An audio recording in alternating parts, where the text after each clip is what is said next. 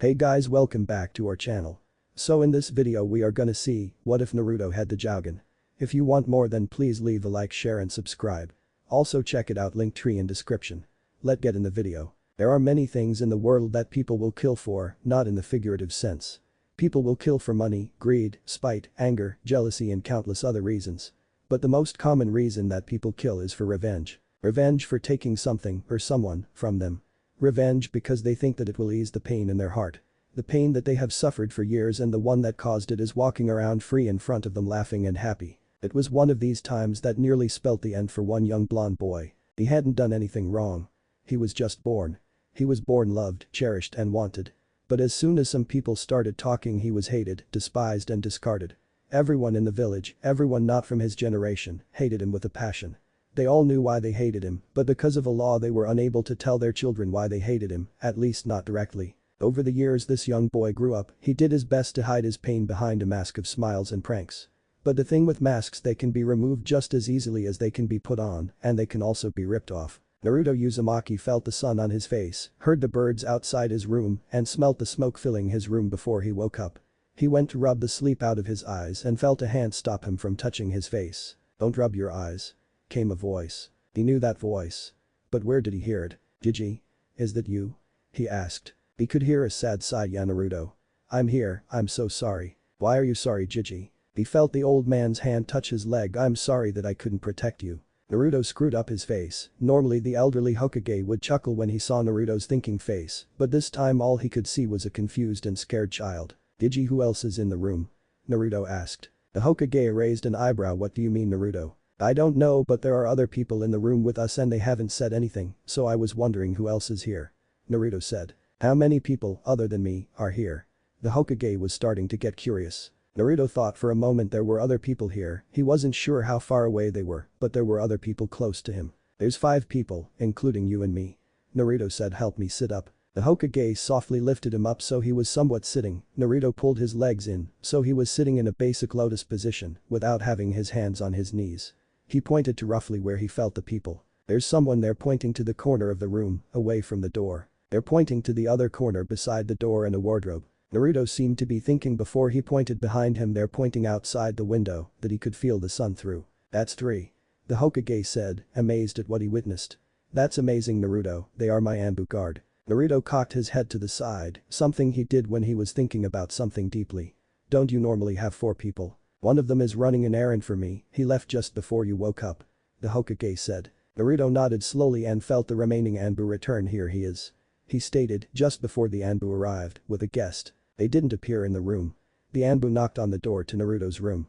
He could feel someone moving around in his room. One of the Anbu moved to the door and opened it, allowing the unaccounted Anbu and the guest to enter the room. "I have brought her, Lord Hokage," the Anbu said. Before the Hokage said anything, Naruto spoke. "I know that voice." Naruto's voice was filled with sudden joy that it was surprising.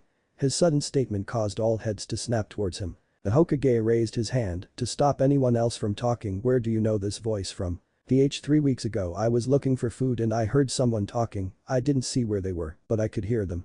Naruto pointed to roughly where he heard the Anbu speak. "You burned some food and a lady yelled at you, calling you an idiot." Naruto's trademark cheesy grin appeared.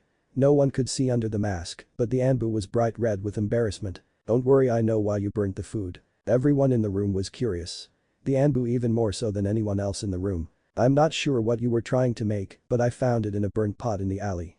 You used too much pepper in the stew you made. I've been meaning to find you and thank you for the meal." Naruto's statement raised some eyebrows, but none more than the Hokage. "Owl." The Anbu didn't need to be told anymore, he explained himself. "I saw Naruto-kun walking through the alleyways looking for food one day while I was off duty. I was going to report it to you right away. It was around the time that the Kurama clan incident occurred," Owl said. Everyone in the room recalled that incident, everyone other than the guest in the room, who was not present in the village at that time. "I forgot about it until I saw him scavenging for food that night. I knew that I had to do something and so he didn't need to finish since Naruto had told them already." The Hokage was fuming at this point, not just because his Anbu hadn't reported it to him, but because Naruto was looking through the trash for food. "Owl, why did you not report this to me the night you gave him the food?" He attempted to remain calm, but some of his anger escaped through his words. Owl cringed when he felt the killing intent. "My apologies, Lord Hokage. I cannot recall why I did not report it. I am fully aware of how you feel towards Naruto-kun. I am sorry that I failed you, both. After he finished speaking he didn't dare move, lest the Hokage punish him. Why were you looking for food those nights, Naruto? The Hokage asked, determined to get answers. I ran out of ramen and no one in the village would let me buy anything. Ichiraku's was closed for repairs and maintenance the first time. The second time all the food in my apartment was spread out on the floor and someone had pissed all over everything. It took hours to clean it up, someone had broken in and destroyed most of my things. Naruto said. Sadly the Hokage could tell that Naruto was telling the truth. When I finished I went to buy some food from the store, but I didn't have enough money to buy instant ramen. This time the Hokage screwed up his face, which was a strange sight for everyone present that could see anyway. I remember you, the instant ramen you buy only costs 100 ryo a cup, how could you not have enough? He asked. Naruto turned his face away and played with his hands.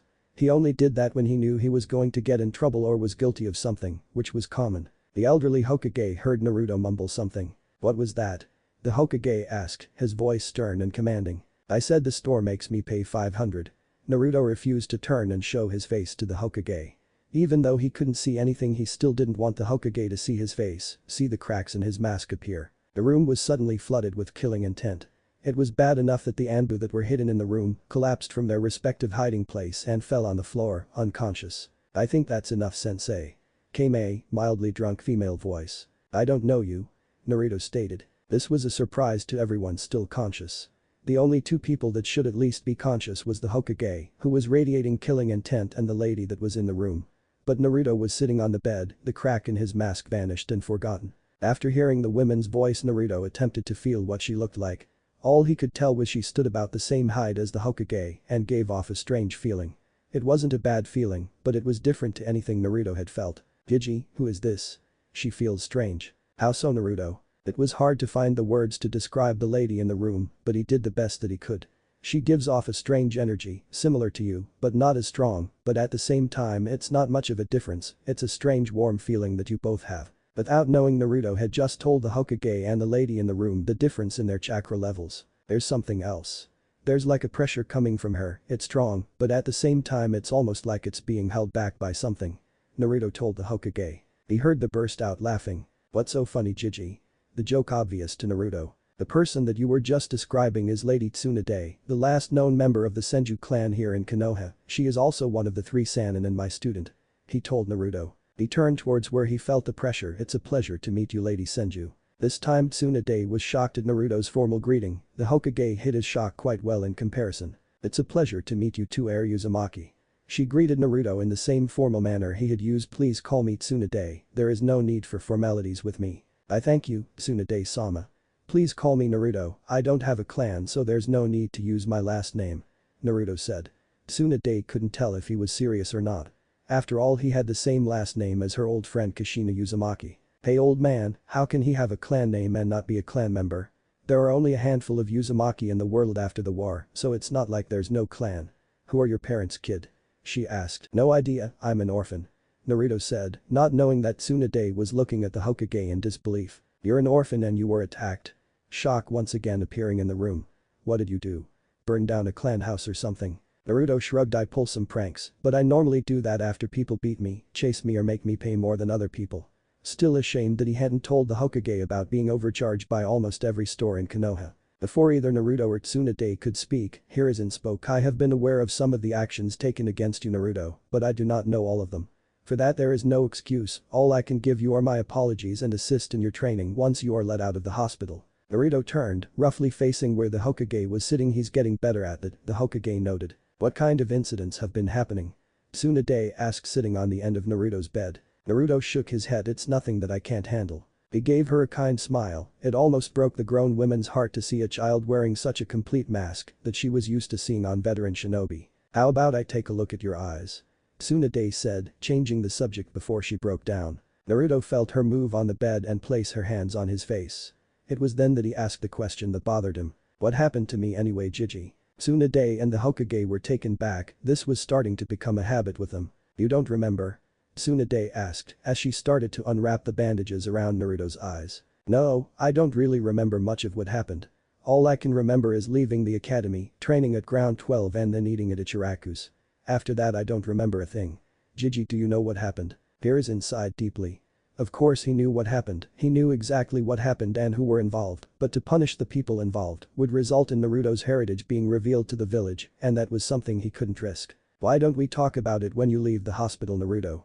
Some things are better said behind closed doors. He said in his grandfatherly tone. Tsunade was never fooled by her sensei's grandfatherly voice, and she wasn't fooled by it now. She knew that there was something he wasn't telling them both and she needed to know what it was, and she wouldn't rest until she had wrung it and any other secrets he had out of him. Tsunade pulled the last of the bandages off Naruto's head, leaving only 2 round pads covering his eyes. Okay Naruto, I'm going to take the pads off, I want you to keep your eyes closed until I tell you, okay? Tsunade instructed. Naruto gave a small nod and Tsunade carefully removed the pads that were covering Naruto's eyes. She sucked air through her teeth when she saw the injuries around Naruto's eyes, she could immediately tell that they were from a kunai or ninja tool. They looked like they had been deep, and following them with her finger, she saw that it followed across Naruto's eyes. Her eyes widened in shock and fear. She spun around to look at her sensei. He gave her a knowing, but sad, nod. She was right, someone had attacked Naruto and used a kunai or blade, they had cut his eyes, blinding him. There was no way to grow back eyes, it was something that no one knew how to do. The best that they would be able to do was remove Naruto's eyes and attempt to give him new ones, then pray that he would be able to see again. When she looked back at Naruto, she was taken back. There was what looked like mist flowing from the wounds around Naruto's eyes. Tsunade just watched as the mist flowed and Naruto's wounds vanished. She looked at her sensei, who just shook his head slowly. It was something that they would talk about later, just like everything else that she had seen during the short amount of time that she has been in the room with Naruto and him. Okay Naruto, I want you to carefully open your eyes, do it slowly, they might be a bit sensitive. Tsunade said. Okay. Naruto said as he slowly opened his eyes. As he opened his eyes, Naruto had to blink several times and turn his head away from the window. It's too bright. He groaned. Tsunade and Hiruzen laughed at the boy. Why are you two laughing? He asked as he kept blinking, allowing his eyes to adjust to the light. For some reason his eyes were more sensitive to the light than they were before. Once his eyes had adjusted to the light away from the window, Naruto turned back to look at the Hokage and Tsunade. When he looked at them he was confused. Their mouths were open and their eyes were wide. What's wrong, Gigi? Naruto asked. He closed his mouth and swallowed. He attempted to say something but was unable to form any words. Tsunade was the same, she was just staring at Naruto's eyes. His no longer cerulean blue eyes. What clan is he from, sensei? Tsunade asked. This snapped Hiruzen out of his shock, he shot to his feet. Anbu, seal this room, no one sees or hears anything that happens inside until such time that I allow it. He roared. Naruto watched as the room started to glow blue and symbols spread out across the walls, floor and roof of his room. He looked at the window and saw that it had disappeared and was replaced by another pale white wall with symbols all over it. What's happening, Gigi? Naruto asked. He held up a finger, the same way he did when he was telling someone to wait. It always annoyed Naruto, but he knew that there was something going on and it was important. Just wait, Naruto. Tsunade told him as they waited for the room to seal. It took a few moments before the room was completely sealed and the Anbu were outside of the room. Now that no one was able to hear or see what was happening in the room, Naruto was even more curious about the room than he was in why he was there. Naruto's eyes darted around the room. He was drawn to the symbols around the room, he could understand them, not their purpose individually but as a whole. Gigi, Naruto said, mesmerized. You have to teach me how to do this. Hiruzen chuckled. I'm not good enough at Fuinjutsu to teach you how to do something like this. Fuinjutsu? Sealing techniques? He replied, it's the same thing that's used to keep the 9-tailed fox contained within you. Sensei. Tsunade snapped, he said that he wasn't going to tell Naruto about his tenant until he was older. He gave Tsunade a small smile and looked at Naruto. So that's what happened. Naruto said, as if it explained everything to Tsunade. She looked at Naruto, then at Hiruzen, then back at Naruto. You knew? She asked. Naruto nodded. Yeah, after we unlocked our chakra at the academy I was chased by some people during a festival, and when I was exhausted and fell asleep I met him. He was really grumpy and rude. The way that Naruto spoke of the fox and the fact he had been chased around by the villagers was as though it was nothing, something like a game that they played. But that's not why I sealed the room, Naruto. The elderly Hokage said, using his Hokage voice, as Naruto had called it. Tearing his eyes away from the strange symbols that he was seeing, he looked at the elderly Hokage, his eyes staring back at the Hokage's. Naruto, do you know why I sealed the room? He asked. He shook his head. Take a look in the mirror, Naruto. Tsunade said, handing him a small mirror that she kept in her pocket. Why do you have a mirror? Naruto asked. Old habit, just look at your eyes. She instructed. Looking into the mirror, Naruto saw why his surrogate grandfather and newly identified aunt were talking about. His cerulean blue eyes that had caused many young girls to blush when they saw them until they were pulled away by their parents had been replaced with two amazingly stunning ruby red eyes. Although he had never seen a real ruby, Naruto could tell that his eyes were the same color. The deep richness of the color, the power that the color seemed to promise was intriguing. After looking at the color for so long, Naruto noticed that there was a strange symbol in his eyes. Inside his eyes, replacing the black pupil was a sapphire blue slit, similar to ones that would be found on a wolf or fox. Surrounding the blue slit was a swirl, similar to the swirl that was present on the back of all flak jackets worn by Chunin or Jonin shinobi of Konoha. The only difference being that the swirl in his eye looped around the slit and looked like a whirlpool within the eye. "What happened to my eyes?" he asked. Hiruzen puffed on his pipe for a moment before he spoke. "You know about the night that the village was attacked some years ago, correct?" he asked. Naruto nodded. They had covered this in the academy recently. Iruka-sensei told the class that during the attack on the village by the QB no Kitsune, the nine-tailed fox, Lord Fourth was responsible for defeating it, but he was unable to stop it from causing massive damage to the village itself. Also, when he finally defeated the fox, he had suffered heavy injuries and he was unable to be healed before he succumbed to them.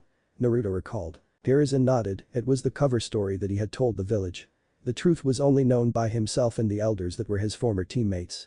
Although he regretted telling them anything since they were no better than the villagers that attacked Naruto, besides Danzo that was. He was forced to admit that while Danzo had done great things for the village, he was also a great threat should he attempt to take over the village himself. Himself and his unknown amount of shinobi within his personal army that he kept hidden in the shadows. On the best of days he was manageable when he wasn't attempting to go behind his back and recruit Naruto into his root organization. After taking a long draw on his pipe, Hiruzen proceeded to tell Naruto the truth of what happened that night. Tsunade would also need to know about it since it involved her as well, or her closest friend. After explaining what happened to the fourth and telling Naruto about how the Biju was contained within him, he readied himself for the various reactions that had occurred to him over the years. He had thought of many different reactions that Naruto could have had. From going into a blind rage and somehow releasing the QB to simply smiling and shrugging it off. Although he simply shrugging it off was something that he had highly doubted, he was ready for anything, or so he thought. It was Naruto after all. He also wanted to tell Naruto who his parents were, it might mitigate some of the damage that he could cause. Have you ever looked at a picture of the fourth and yourself at the same time? Tsunade rolled her eyes. I haven't, I can admit there are some. Naruto looked at Tsunade's face. She seemed to be thinking about something, he could see her eyes moving as she pieced things together and then she looked at Naruto dead on. You're her son? She whispered. Sorry? Naruto asked, now completely confused. Tsunade's arms shot forward and wrapped around Naruto, bringing him into a bone-crushingly tight hug. He was about to fight his way out of it when he felt a drop of water touch his cheek. He looked up to see Tsunade was sobbing and trying to hold back her tears. You're her son? She whispered quietly as she hugged him close. Not knowing what to do, Naruto wrapped his small arms around Tsunade and enjoyed the hug. It's been so long since he has felt someone hug him like she was. So why not enjoy it himself? The elderly Hokage looked at his student and the young boy in front of him, somewhat missing the times that his children loved him like Tsunade loved Naruto's mother, and evidently Naruto because of it. Tsunade, I think we better talk about his eyes and the reason why you're holding him like that. Hiruzen said. Tsunade let go of Naruto and wiped her eyes. Naruto let out a groan. Jiji. That was comfortable. You can hug your aunt later. He said, dropping a bomb on Naruto and confirming the truth for Tsunade. Aunt? Naruto questioned. Hiruzen nodded and started to explain who Naruto's family was. Your mother was Kushina Uzumaki, princess of Uzashigakure. It was the home of the Uzumaki clan. They were a very powerful clan and one of the Konoha's greatest allies during the Great Wars. Unfortunately, they were all but wiped out by Iwagakure and Omegakure villages. They attacked your home village, while most of their shinobi were fighting alongside the shinobi of Konoha. It was a 3-day journey, for ninja that is, but once word arrived that Uzashigakure was under attack and Konoha was able to handle itself, the Uzumaki clan covered the distance between the villages overnight. Naruto was amazed at what he was being told. Who knew I was part of such an amazing clan? He thought. There were over 5,000 shinobi from both the Iwagakure and Omegakure villages, totaling 10,000 shinobi armed and willing to kill a clan with less than 200 shinobi. By time Konoha was able to get itself back together and assist our ally, we were too late. We fought the remaining 1,000 shinobi and lost one of the greatest allies we have ever had, and they were sorely missed by the shinobi during the war. Their sealing arts and ability in Kenjutsu was something that we had relied on more than we had realized during that war. Some time later we found out that a small amount of Uzumaki clansmen, roughly a few thousand, were able to escape and spread out amongst the nations. The village did its best to find them all and bring them back here or get them somewhere safe, but we didn't have much luck. Your mother was brought here to the village along with a small group of 100 civilians and shinobi. We offered them a chance to stay, and some took it, but most turned it down and vanished throughout the nations. But, as you could probably tell, your mother stayed in the village. Tsunade is related to you through her grandmother, Mito Uzumaki. She was the wife of the first Hokage, Hashirama Senju. You are related to her through Mito's brother-in-law, my sensei Tobirama Senju. The Hokage said. This was surprising to Tsunade and Naruto. Tsunade knew that she was distantly related to Kushina, Naruto's mother, but neither woman knew just how they were related. She also didn't know how her sensei knew it either. But before she could say anything, Naruto spoke first. That's amazing and all, Jiji, but that doesn't explain how I have these strange eyes. I don't know much about the Uzumaki clan, they kept many things a secret, even from the village. Hiruzen said. Well, they were masters at Fuinjutsu, it's not like they were going to tell people everything that they had learned or developed because of it. Naruto awakening a clan Dijutsu from either his mother or father, though I think it could be Kushina, could explain the clan's sealing prowess. Tsunade said. Hiruzen thought for a moment. It would be Kushina, out of the two of them she had the better sealing abilities. Though it's not like Minato lacked in any skill, he created more than half of the seals that we use every day in the village. Naruto, who had finally wrapped his mind around who his parents were, spoke. So my dad was the fourth Hokage, and my mother was a princess. Naruto stated that more than questioned the old man. Correct, Hiruzen nodded. Then what does that make me? He asked. Tsunade and Hiruzen looked at each other. Tsunade looked at her sensei for an answer, because she truly didn't know. Hiruzen looked at his former student because he wasn't sure of himself, but seeing the fact that he wasn't going to get any support from her, he did the only thing that he could do to save face. I think that your parents had planned enough to answer that question for you, Naruto. They left, in my possession, some scrolls for you. They never told me why the scrolls contained, but they told me that you were to get them should you awaken any strange abilities from either clan or achieve Chunin or turn 15. Whichever comes first. So because of these eyes I can learn everything about them? Naruto asked. He's smarter than he looks, Tsunade noted. Hiruzen just puffed on his pipe before speaking again. It's called a Dijutsu, Naruto. Isn't there another clan that has strange eyes, I mean a Dijutsu? Naruto asked. Hiruzen smiled at how Naruto was reacting to the sudden amount of information that he was being given, though it was strange, he would have thought Naruto would be bouncing around the room after hearing who his family was. The Uchiha clan is who you're thinking of, Naruto. Tsunade said. Naruto shook his head. Not them, the people with the wide eyes. The ones who have a stick up their butts and act like we should be grateful that they walk amongst us. Tsunade looked at Naruto. She was surprised that he could say that in regards to one of the strongest clans in the village. The Hokage looked at Naruto, checking to see how serious he was. Seeing that he was extremely serious, he burst out laughing. It was a deep, rich laughter that Tsunade hadn't heard in many years. The last time she heard it was when her sensei's daughter gave birth to her first son, Konohamaru. It was one of the last times that the elderly man had truly been happy. The two Dijutsu that we have in the village are the Sharingan of the Uchiha clan and the Byakugan of the Hyuga clan. Both are extremely powerful in their own right. Though the Sharingan trumps the Byakugan with its various abilities, some which are unique to its owner. The main abilities of the Sharingan allow the shinobi to use powerful genjutsu and also allows the owner to analyze and copy various jutsu outside of clan-specific jutsu. Hiruzen told Naruto after he had stopped laughing. Without missing a beat, Naruto's eyes seemed filled with confidence and determination. When can I leave the hospital, Jiji? I want to learn all that I can about my clan and start training as soon as possible. I need to show them that the Uzumaki clan's Dijutsu is something that they won't be able to ignore. Thinking for a moment and looking at Naruto's injuries or what he had a short while ago, he came to a decision. Tsunade, heal the last of Naruto's injuries, and then when he's released from the hospital he can come to my office and we can see if there are any new places for him to stay or if his parents' home is still in one piece. He said hopefully none of those bastards have been living in Minato's house or Kami helped them. Tsunade nodded and was about to start healing Naruto, but then he asked. What about my eyes, Jiji? Will they go back to normal? Hiruzen kicked himself, mentally. Sure, the academy has begun teaching them about chakra, but they wouldn't have started to teach them about how to control the flow of it through their bodies. Focus on the chakra flowing through your body. He instructed. Naruto closed his eyes and focused on feeling the chakra flowing through his body. After a moment he could feel the chakra, he could feel where the seal was on his stomach, feel where it stopped at the tips of his fingers and toes, and felt it flowing towards his eyes. He gave the Hokage a small nod, showing that he could feel it. Now focus on stopping the flow of chakra to your eyes, just enough to deactivate your Dijutsu. Hiruzen instructed. Do it slowly at first, and then go a bit faster until you feel it deactivate. Giving another small nod, Naruto did as the Hokage instructed. It took him a total of 2 minutes to completely deactivate the Dijutsu, and when he did he felt weaker and stronger at the same time. He mentioned it to the Hokage and Tsunade. They told him that it was common after using Dijutsu. Since the body feels stronger when using the Dijutsu, even though it's using up strength, but since he had noticeably larger chakra reserves, because of the QB, it would take some time to adapt to the difference in feeling, but he wouldn't have to deal with the drain on his chakra like many did. Naruto looked around the room in order to see what he could and figure out the most noticeable difference between his activated Dijutsu and his normal range of vision.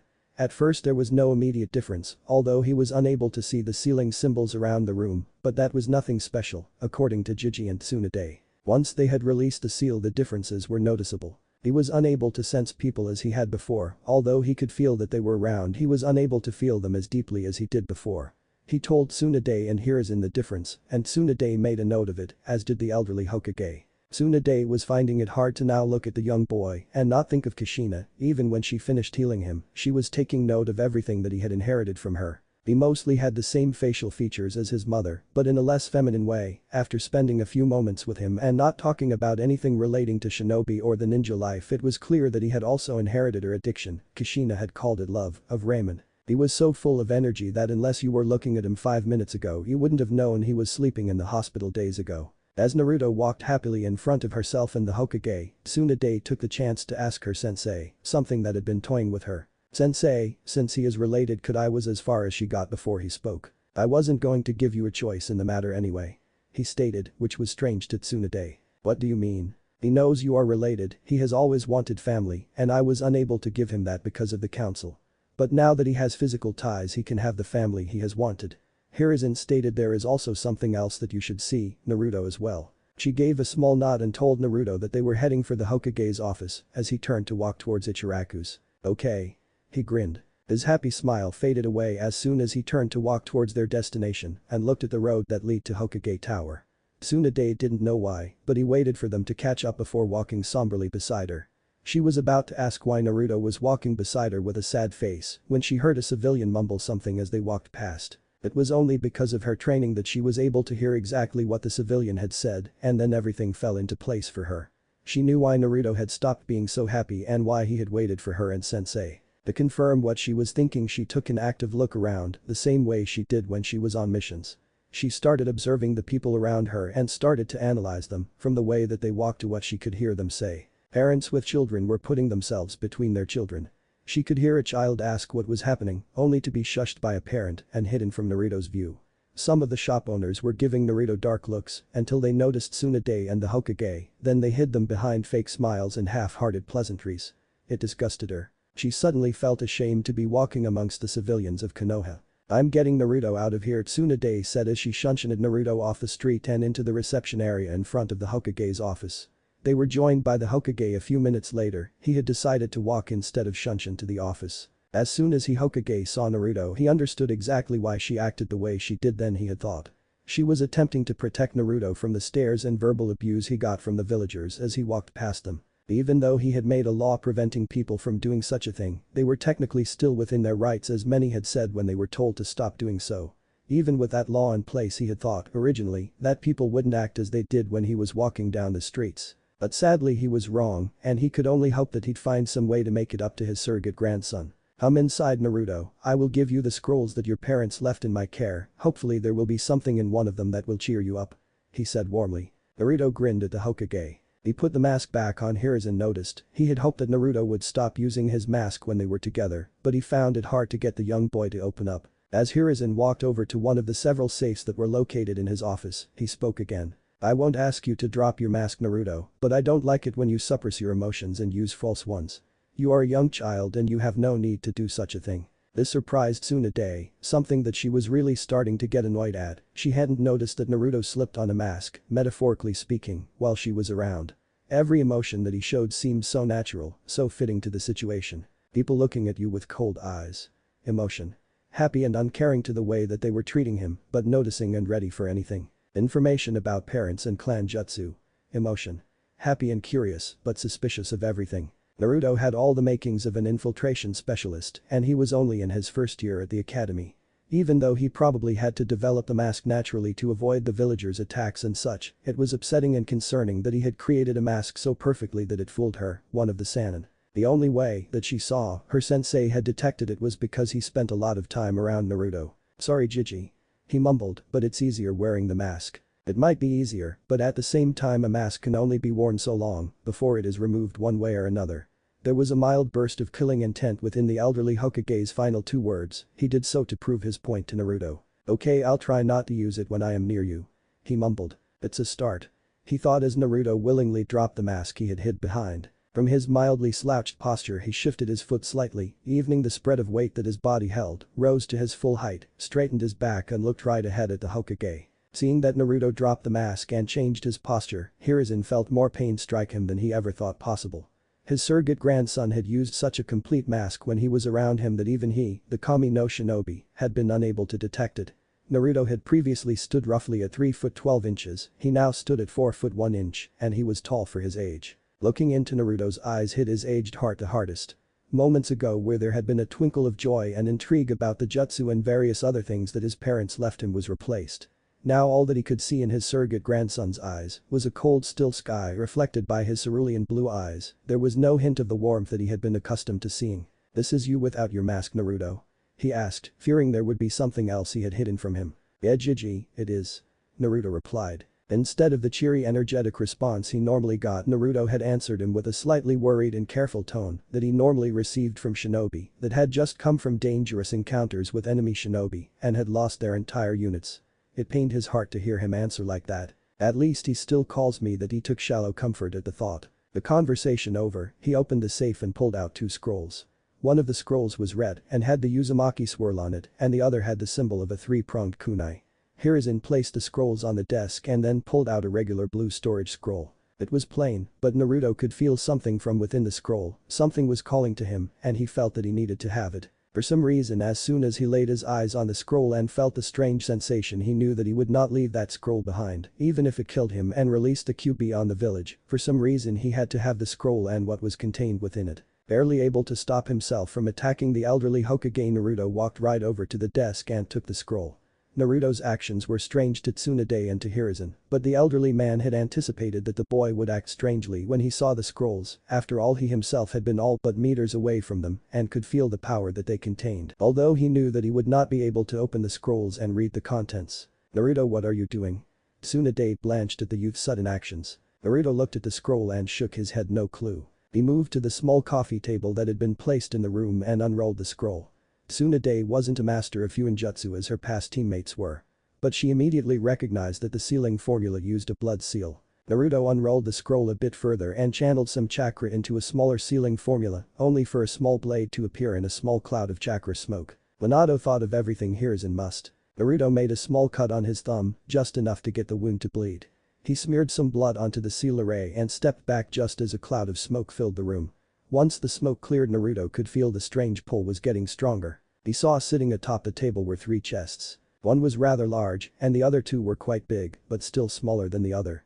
Looking at the tags on top of the chests, Naruto read aloud. Fuinjutsu, weapons, shinobi supplies, training gear. Minato for the smallest of the 3. Fuinjutsu, weapons, shinobi supplies, training gear, books, heirlooms. Kushina for the other one. Everything else for the larger one. Naruto felt the pull from the chest with Kushina's name.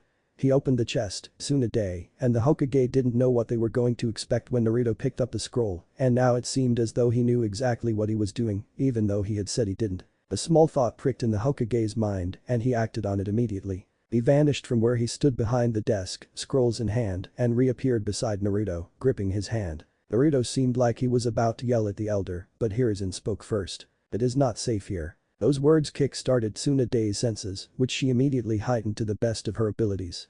It took but a moment to figure out what he meant. From where she stood her body flickered only for her to punch the wall closest to one of the bookshelves. It was also the darkest corner of the room. The force of the impact sent a blast of strong wind through the room, although it didn't affect chests, Naruto, who was standing behind the chest, or the Hokage who was holding his arm. "It's good to see that our princess has returned to the village. Will you be staying long or will we have to add you to the bingo book as a missing nin?"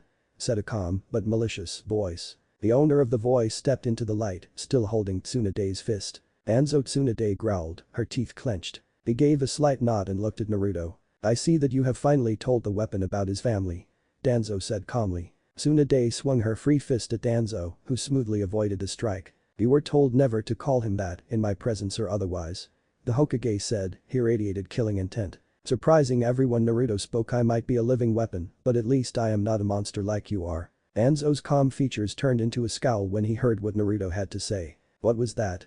He asked, sarcastically. Removing his hand from the Hokage's grasp, he unleashed his own killing intent, boosted unconsciously by the QP within him. I said, I might be the host of one of the strongest creatures to walk the world, but at least I am not a monster who would hide in the shadows like a coward, plotting to attack someone from behind.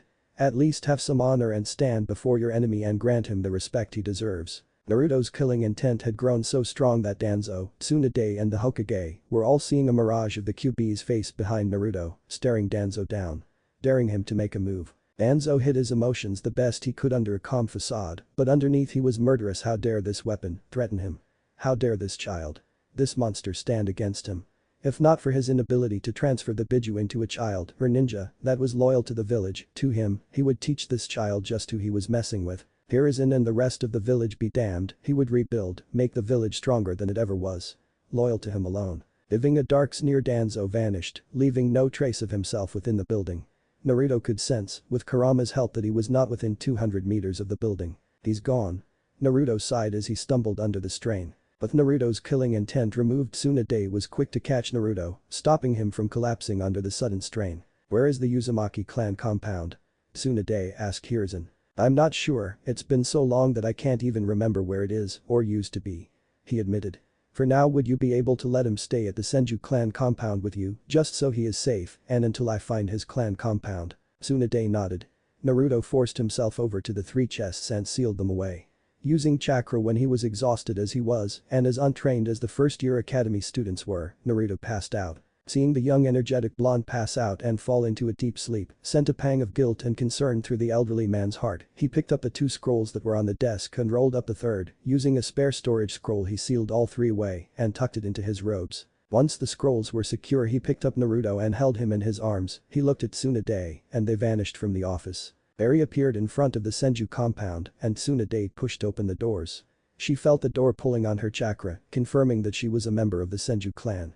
It was something that she had to do every time she wanted to come home. It was a safety measure that had come to bite her in the ass more than once, but the benefits outweighed the negatives. Once she was through the door, she activated the guest seals that would allow the Hokage access to the compound. Just to be safe, she also activated one for Naruto. She didn't know what would happen to the young boy, but she wanted to be on the safe side just until she was able to do some blood work. You can take him straight to the guest room, Sensei Tsunade said as the 2 entered the compound and the door swung shut with a heavy thud. He nodded and started walking into the guest building within the compound.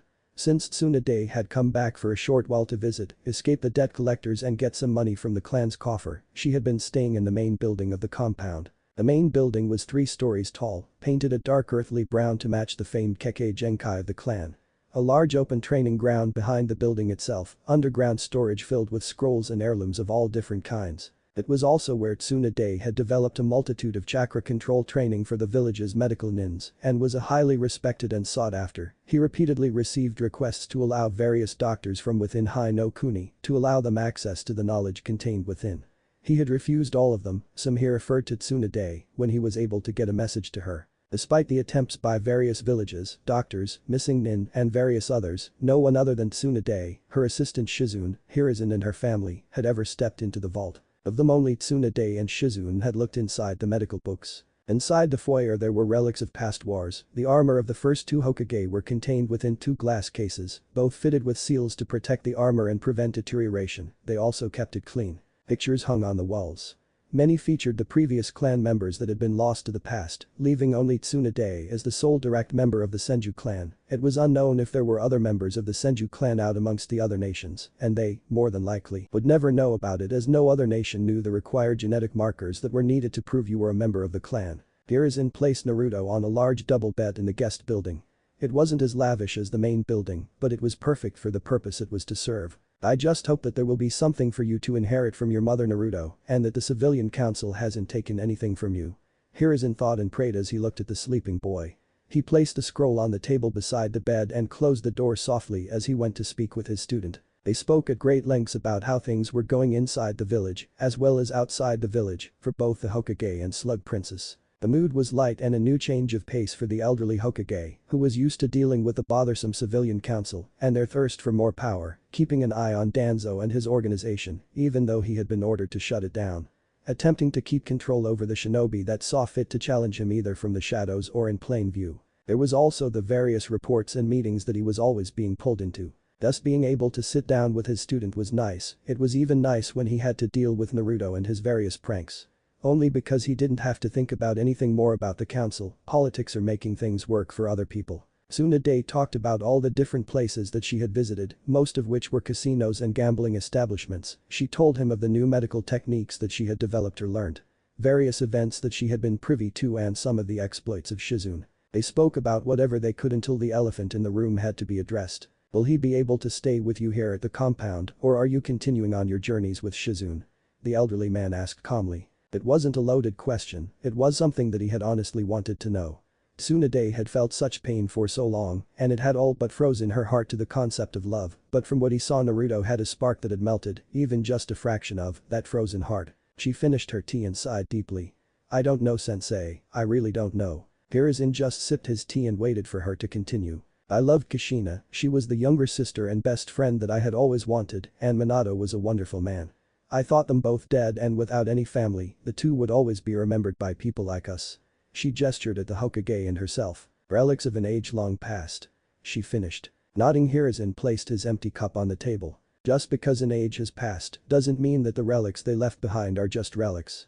The ones that survived are the some ones that will teach the new age the wisdom that they need to not make the same mistakes that we have made. He said, hopefully imparting some wisdom on his former pupil. She looked at the old man and sighed. You have an answer for everything I am going to say about not staying in the village, don't you? She deadpanned. Hiruzen just gave a small smirk and said nothing. Tsunade just stared at him. Fine, I'll train the kid. She relented but only for a month. If he doesn't show any skill in that month then I will be leaving again. 3. Was the Hokage's reply. No. He's only in the first year of the academy and has just awoken a powerful Dojutsu. 3 months will give you the time to properly judge his abilities and teach him how to properly use his chakra.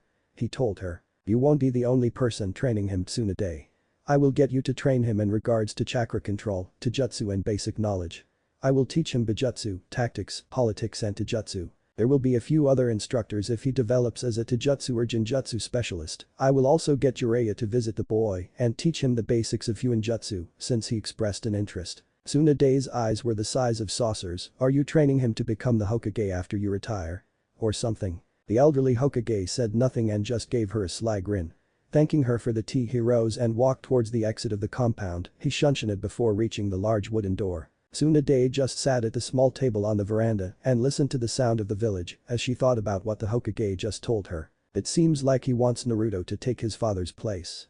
She thought. The next day Naruto had woken up in a strange place that he didn't recognize. He stretched out his muscles as he got out of bed. Spotting the scroll, he decided that it was important enough to keep with him for the time being. So he tucked it into one of the pockets of his horrendous orange jacket and went to explore the place he found himself in. Naruto had finished exploring the 2-story building that he found himself inside. There were photos and books all over the building. He realized, after looking at the photos and reading some of the plaques that were around, that he was in the Senju compound, somewhere no one had actually been inside, bar the clansmen that supposedly called it home. While he was looking around the building, he realized that it was too clean and quiet. He explored every room that he came across. The bedrooms were all empty, besides the furniture in them. The office's studies were bare, some books were on the shelves, but they were blank. He realized that the building he was inside hadn't been used by someone in a very long time, but it was still cleaned regularly. Exiting the building, Naruto looked around the Senju compound. There was a large tree in the middle of the open courtyard with thick grass around it. Good place for a nap, Naruto thought as he looked at it. He heard another door being opened and spotted Tsunade stretching out as she looked out on the compound. When she saw Naruto, she smiled and waved to the blonde. He walked over to the elder blonde and was greeted to the smell of a home-cooked breakfast. The food's on the table. She told him coldly. Someone's not a morning person, Naruto said as he slipped past her. Tsunade spun around and threw the cup she was holding with perfect aim. It crashed into the back of Naruto's head, sending him sprawling across the ground. I could have made you nothing, you ungrateful brat. She screeched. What was that for you, old hag? He shouted as he rubbed his head. The sudden chill ran up his spine. Naruto spun around with just enough time to see a furious Tsunade. Her eyes were replaced with bright stars and her hair was floating around her with the amount of killing intent that she was giving off. She took a step forward and cracked the wooden floor. "What was that, you brat?" she growled. Seeing how furious Tsunade was, Naruto attempted to run, seeing as though Tsunade is a member of the Sannin and he has barely learned how to use chakra and is in his first year at the academy, it was a valid attempt. But Tsunade was much faster than the Chunin and Genin that chase him after his pranks. With her foot firmly on Naruto's back, Tsunade pressed him into the floor. "How about you repeat what you said just before?" she said, somewhat calmer but still with an evil tone. A strange feeling was welling up within Naruto. Tsunade could feel it as well, or she would have if she wasn't as concerned about Naruto calling her old, but she was a woman. Calling a woman old was something that no man should do unless they earn the ire of said women. Naruto tried to contain the strange feeling that was starting to move through his body. He didn't know what it was that he was feeling, but he was sure that it wasn't the QB or regular chakra flowing through him. As he tried to fight the feeling and Tsunade's crushing foot, Naruto was unconsciously pushing chakra through his body. Without him realizing it, the Dojutsu activated and a burst of power threw Tsunade back. Even with all her strength and power, she was helpless against the Dojutsu. Without the weight of Tsunade's foot on his back, Naruto was able to stand up. He looked at Tsunade and saw that she had been thrown back through the open doorway and into the courtyard. The strange power inside him was forgotten and faded away. "Tsunade-chan," Naruto shouted as he raced out to check on her. As he got closer to her, he could see that, for the most part, she was alright. Just some scratches and light bruises. "Are you okay?" he asked, looking her over, almost on the verge of tears. Seeing the younger blonde start to tear up, Tsunade felt a pang of compassion for him. She placed a hand on his head and gripped his young skull tightly. "What was that for you, punk?" Now the concern for the older was lost. "It's your own fault, Bachan." A vein appeared above Tsunade's eye, which had started twitching. "The old man wanted you trained, so here's the first lesson," she growled. "Never call me old," she bellowed as she launched Naruto through the compound and through the, fortunately, open compound door. As Naruto went flying through the compound door and was currently fearing for his life with an activated Dojutsu, the strange energy that he felt while being crushed under Tsunade's foot come back with a violent burst. Naruto felt the energy change into an odd burning sensation that started hurting more than his head had moments before. The pain was so strong and intense that as he flew over people's heads, he curled himself up into a ball in an instinctive action to get away from the pain. It didn't work the way that he wanted, it only served to spread the energy out. First it had started in his stomach, then bled through to his back, followed by his shoulders and torso, making its way through to his arms and legs. Each time it flowed, it got stronger and stronger. The energy was feeding on itself and growing even for powerful as it did. When it became too much, Naruto felt the energy bleed out and he stopped flying through the air. He slowly opened an eye to look around. He was surprised to see that he was inches away from crashing into an apartment building and gave a silent thanks as he felt that he still had the Dojutsu activated as he stared at the wall. It took a few seconds, but he was able to deactivate the Dojutsu. "Now how do I move away from the wall?" Naruto thought aloud. "I think you'd need to will yourself to move back," came a suggestion. Naruto tapped a fist on his palm. "That'll work." As he followed the suggestion, he moved back, moving away from the wall, and he was able to see who the owner of the suggestion was. Standing straight out against the wall was a young boy. He had black hair, onyx eyes, a plain black shirt, gray pants, black ninja sandals, a leaf hitai, and had a sword behind his left shoulder. "Nice job, this your first time using those?" the boy asked Naruto, who responded with a confused look. "Using what?" the boy pointed and Naruto turned to see golden chains shooting out from his back. There were 4 and they were all attached to the building that he had been about to crash into, although they looked like regular chains, with small spikes on them and a golden color. "This the first time you have used these?" the boy asked. Naruto nodded slowly. He was still amazed that these things were coming out of him and he could, to a point, control them. "Okay, let's try having them put you down so we can get a good understanding of what happened," he suggested. Naruto willed the chains to lower him. To his pleasant surprise, they did exactly what he wanted them to do. As soon as his feet touched the ground, the 2 lower chains that had been lifting him off the ground retreated into his back without any pain or strange feelings. "That was strange," Naruto noted. The boy dropped off the wall and landed on the ground next to Naruto. "When you use a clan technique for the first time, it can be strange," the boy said as he looked at the chains, "though I haven't seen a technique like this before." Naruto looked at the boy and tried to figure out what to say. He didn't know what it was either. After all, he had just been thrown out of the compound by a crazed Sannin that had the strength of a monster and had somehow pulled these strange things from nowhere and had used them to stop himself from crashing into the side of a building. Before he was able to say that, the boy turned to look at Naruto. "What's your name anyway?" he asked. "Naruto Uzumaki." Naruto introduced himself. "Who are you?" The boy gave him a small grin and offered him a hand to pull himself up with. Taking his hand, Naruto was pulled to his feet. Naruto started brushing the dirt off himself and started looking around, spotting all the looks he was getting and knowing that there'd be lots to explain and for him to ask, he scratched the back of his head nervously. Seeing this, the young genin placed a hand on Naruto's shoulder and they vanished from the street only to reappear on the roof of Hokage Tower. "My name is Shisui Uchiha, I'm actually here because I was asked to train you by the Hokage." He introduced himself. "Why would Yuji ask an Uchiha to train me?" Naruto asked as he took a step away from the Uchiha. Bad memories concerning the Uchiha clan resurfacing in his mind, none of them good and none he defiantly wanted to remember. Shisui saw Naruto's suspicious reaction to his clan name and didn't miss the look of fear in his eye or how they started looking around searching for various escape routes. He took a deep breath and calmly replied, "Because I am not like the other members of my clan, where they want to prove themselves in battle and gain respect because of their powerful jutsu. I want nothing more than to help my friends, I want to earn respect the way that it should be earned. With hard work and because my team knows that I have their backs when they need me to, and I know that they will have mine." "But how can I believe you?" Naruto asked, still looking around for a chance to escape but still wanting to know. "Just to be sure." Shisui thought for a moment before he got a cheeky thought. "How about I show you how much trust I'm willing to put into you, then you can choose how much trust you want to put in me and we can figure out the rest later." Naruto eyed Shisui carefully. "How?" "The best way that I know how." Naruto raised an eyebrow. "I'll teach you my signature body flicker technique and I'll teach you how to use that for missions if you're able to learn my technique, that is." Shisui said, baiting Naruto into accepting by mentioning that it was special and challenging him to master it, if only to learn a new jutsu. "I'll master the jutsu and anything else that you throw at me. Then I'll become Hokage." He beamed. Shisui nodded. "He's got plenty of heart, I'll give him that much. But it won't be easy for him to learn everything that I, or the other instructors, will have to teach him." Naruto grinned madly at the promise of new techniques and skills. It would defiantly give him the edge over anyone in the academy and it would mean that he'd be a better ninja when he was finished with all the classes. If he was the best ninja in class, then he'd get better missions, then he'd get people to notice him as his rose through the ranks. He'd become Chunin, complete solo missions, work with teams of other genin that he'd be able to teach and learn from different jonin, learn new jutsu, save lots of people, become jonin, he'd have his own team then. After making a successful team he would become Hokage and the whole village would stop looking at him with cold dark stares that he hated so much. A short time later, Naruto was in the sitting room of the Senju main house. In the sitting room with him was Tsunade, the third Hokage, Shisui Uchiha and two Anbu members. One wore the mask of what Naruto could only identify as a dog and the others as a turtle. "I think that we all know why I called for everyone here."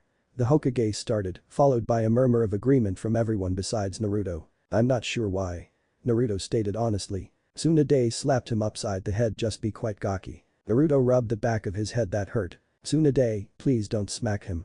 Hiruzen groaned. He'd barely said a word. He continued, "Young Naruto here has awakened a Taijutsu. We don't know what clan it originates from, but from his last name I do believe that it originates from the Uzumaki clan formerly of Uzushiogakure." This got some eyebrows raised, although you wouldn't know with the two Anbu. "We know very little about the Taijutsu in question. The only thing that we know for now is that when young Naruto activated his Taijutsu after awakening in the hospital, he showed an astonishing ability as a sensor." The Hokage said. "He displayed the ability to grasp a physical feeling from the chakra within my body," Tsunade informed the group.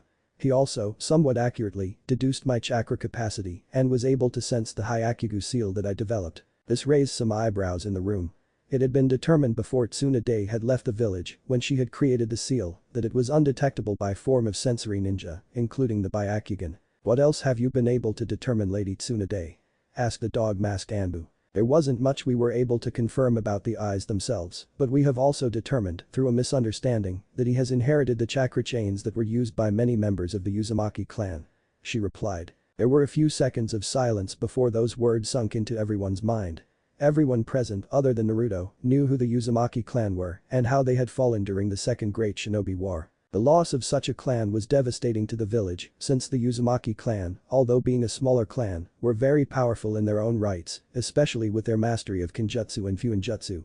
The elderly Hokage spoke about Naruto's mother and father, not just for Naruto's sake, but so everyone in the room knew just how powerful Kushina and Minato really were. The two Anbu members knew most of the stories about Kushina and Minato, but even they were intrigued as to what was kept from them, and they knew better than to ask for any more details than what they were given, though it was understandable that Naruto was full of questions. He asked every question that came to his mind. Some questions required the Hokage to choose his words carefully, as the answers were linked to classified secrets of the village, while other questions were so easy to answer that Shisui was able to answer some of them for Naruto. After hearing a bit about his parents and everything that wasn't a secret, Dog took a step forward and asked the Hokage a question. "Lord Hokage," he started. Everyone turned to look at him. "Since Naruto has only started his first year in the academy, is there any way that we can remove him for the rest of his academy tutelage or have him train with us until he is able to graduate from the academy early with our teachings?" he asked. The Hokage thought for a moment. Everyone was a little shocked at what Dog suggested. Taking the chance, he explained himself. "We all know that Naruto is an important part of the village, both as the host of the QB. Kurama." He stopped and looked at Naruto. "Pardon? Her name's not QB. It's Kurama," Naruto stated. Everyone just stared at him. "I asked her name when I spoke to her and she told me some confusing things." The Hokage looked at Dog. Dog looked at the Hokage. "I think that we better talk about that later, Naruto. Just in case she told you something that you weren't supposed to know, okay?" the Hokage asked. Naruto just nodded. Continued Dog. Dog nodded and turned to look at the group once again. "Yeah, we all know that Naruto is an important part of the village, both as the host of of Kurama and because of his parents and who they were. I think that in light of recent events we should withdraw Naruto from the public eye for a while, train him to protect himself, and following that he should be strong enough to protect himself from anyone bar few that we know of." "What would you have him trained as, Dog?" Tsunade asked pointedly. Picking up on the unspoken question, he raised his hands in surrender. "We wouldn't train him to become Anbu. I could train him in a few areas like teamwork and tactics. Turtle could train him in Taijutsu, since it's his specialty. The Hokage could teach him politics and the things he needs to know as a clan heir. You could teach him some low-level medical knowledge." An idea coming to Shisui, he spoke next before anyone else. "I'd be more than happy to teach Naruto everything that I know. I think that he would make a great student. From what I've heard, is gifted at stealth and is more than adequate in trap making, though he does need to learn a few things about it." There were some reluctant nods in the room. Everyone present, everyone other than Tsunade that is, had suffered from Naruto's pranks. Not from lack of trying that is. The Hokage chuckled. "I do see how that could come in handy for the village, Shisui." "Thank you, Hokage," Shisui replied. "But what about that Fuinjutsu stuff? Who's going to teach me that?" Naruto asked. "Jiji, you promised that you'd teach me. And I will get you a teacher, Naruto. One of my students is the village spy master and is also a seal master. When he returns to the village next, I will have him come see you so he can give you some lessons," the elderly man promised. Naruto grinned and buried himself deeper into the blanket that was wrapped around him, content that he had gotten what he wanted, or at least was promised that he would receive. The Hokage sighed and addressed Dog. "As we know, it is not possible to withdraw from the academy, but I can arrange for him to have a private tutor, like the clan heirs do. It is also possible to repeat a year." Tsunade spoke next, seemingly carrying her sensei's idea. "You just have to tell the council that Naruto was attacked and is recovering within the village, away from prying eyes, then sometime later say that the injuries that he suffered will keep him out of the physical side of the academy for the rest of the year. Just get the tests that the students take and have him fill them out here and then give them back to be graded." "Why tell them at all?" the Hokage countered. This shocked everyone. "What do you mean?"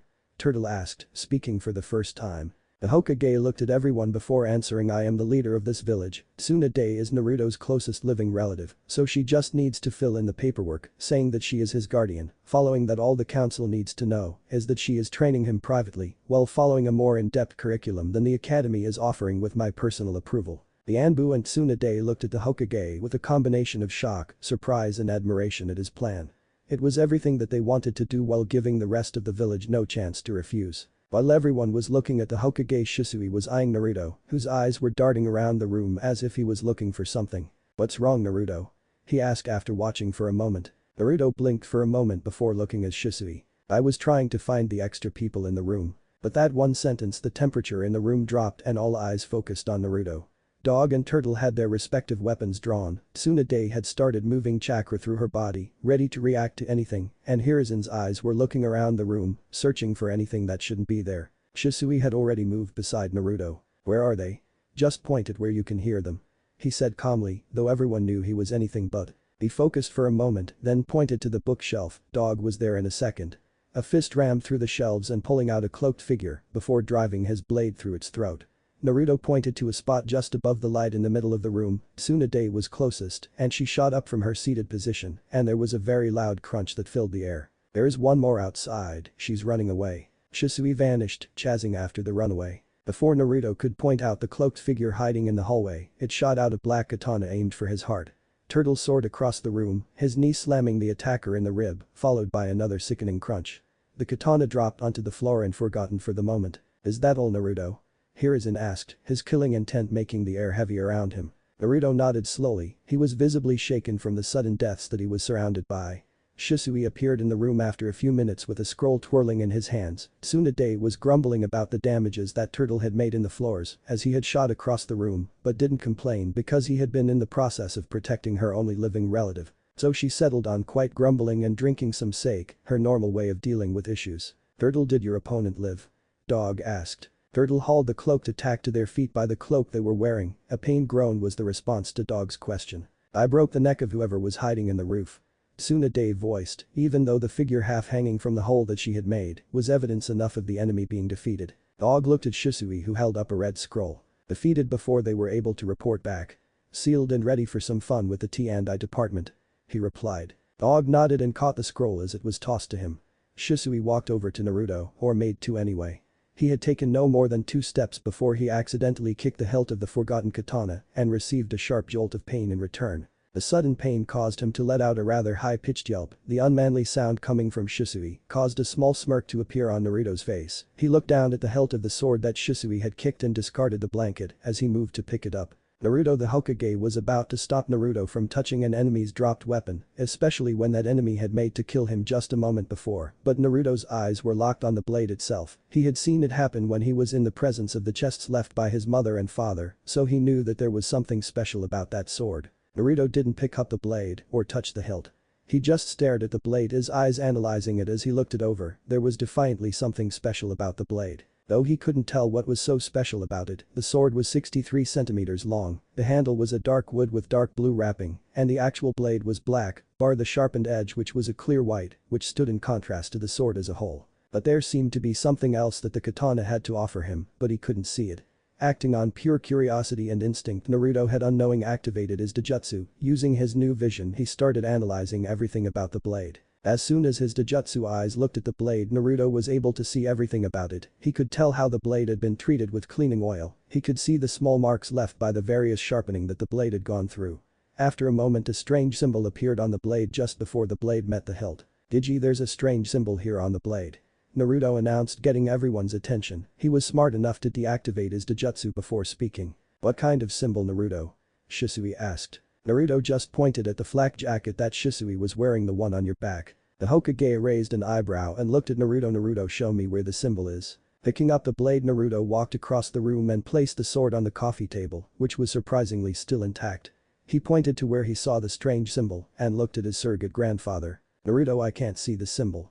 He pointed out to him. Naruto looked back at the blade and cocked his head to the side, his iconic thinking face. "I saw it just before, it was right here, and there were some lines going all the way up and back. But now I can't see them either." He pouted as he continued to think. It took a moment before Naruto came to a conclusion. Admittedly, it was the same conclusion that Hiruzen had come up with as well. Naruto had unconsciously activated his Dojutsu when he was looking at the blade and only realized that there was a drain on his chakra and stopped it without realizing he had activated it. "I was using my other eyes to look at it." Naruto breathed when he realized it. Hiruzen picked up the sword and looked it over. "That's my sword, Jiji," Naruto announced to the group. "That guy dropped it when he got kicked and no one picked it up until I did, so it's mine." One look at Naruto proved that the blonde was serious and wasn't going to let up on the sword. He had claimed it in front of everyone around, and as is the logic of children, it means without a shadow of a doubt that it belongs to him. "It's okay, Naruto. I'm just looking to see if I can see anything else on the blade. If it has someone's name on it, then it goes back to them, doesn't it?" he asked, although everyone knew he was lying through his teeth, but Naruto groaned and rolled his eyes. "There isn't anyone's name on the blade, it's only got that symbol that's on Shushi's jacket on it. So that means it's mine," Naruto said. Shisui placed a hand on Naruto's shoulder, distracting him from the Hokage and his rant. "It's alright, Naruto, we all know that it's your sword now. But let the Hokage take a look at it for a bit, just to be sure that the person didn't do anything to the sword that could hurt you when you try to use it when you're training," he said. Naruto showed a tooth-filled grin. "You're gonna teach me how to use the sword?" Shisui shook his head. "Not me, I don't know how to use a katana, but I can teach you what I know about using a tanto," he said as he grabbed the handle of the blade resting on his shoulder. "Cool." Naruto beamed, gaining a chuckle from everyone in the room. "Was there a scabbard for the sword?" Hiruzen asked. Turtle checked the injured attacker's body and found that there was a scabbard attached to his belt. He pulled it free and handed it to the Hokage, who then proceeded to return the sword to its scabbard. After placing the sword in the scabbard, Naruto eyed the elderly man with suspicion, waiting for the man to give it back to him or take it like he thought that he was going to do. "The little brat thinks I'm gonna take it for myself." Hiruzen mentally chuckled. If what he saw was right, then it belongs to his clan and he should have it back since it's an heirloom from Yasushi Ogakure. The Hokage turned to face Naruto head on. He then lowered himself down to Naruto's level and handed him the sword, holding it flat in his hands. "Take the sword, Naruto, it belongs to your parents." It's been barely a week since Naruto was attacked by the strange men in masks, a week since Naruto discovered who his parents were and what he meant to the village. He wasn't allowed outside of the compound, but he didn't mind, for the time being that is. At Naruto's dismay, Tsunade ran some blood work on him, attempting to document everything that she could about his new eyes and their development. From images of his normal eyes, then on his Dojutsu eyes, she kept meticulous notes about them. It was unnerving for Naruto when he read them and saw that he was referred to as Subject 1 in all the documents. When he confronted Tsunade about it, she just told him that she was doing it to protect who he was, although she knew that his eyes weren't going to remain a secret forever. He was more like his mother than he knew. That thought brought a new wave of pain and sadness. Naruto would never truly know what his mother was like. After further discussions about Naruto's training and how poorly the Shinobi Academy was performing, Hiruzen had informed the council at a meeting that Naruto had been wounded badly during an attack. This news had brought several comments from the council, mostly the civilian side, of which were sneers and comments about how the demon brat deserved it and it's his own fault. The foolish council members were rewarded by a large burst of killing intent from the Hokage. They were then informed that Naruto would be recovering under the direct supervision of Tsunade. This news brought a surge of comments. The civilian council, ignoring the killing intent they had just received, had cried out in outrage, demanding that Naruto be under the supervision of someone else, and Tsunade return to the hospital to do her duty to the village.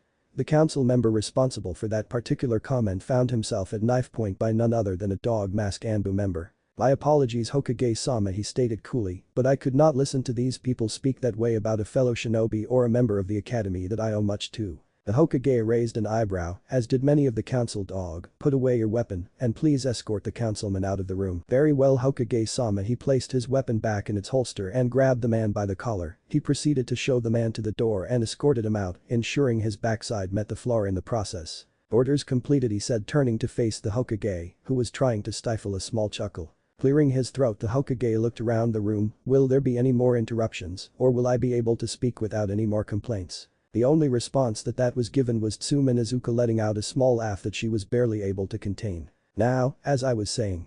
The Hokage began again. "Naruto was seriously injured after he was attacked by several men and is now recovering under the watchful eye of Tsunade Senju.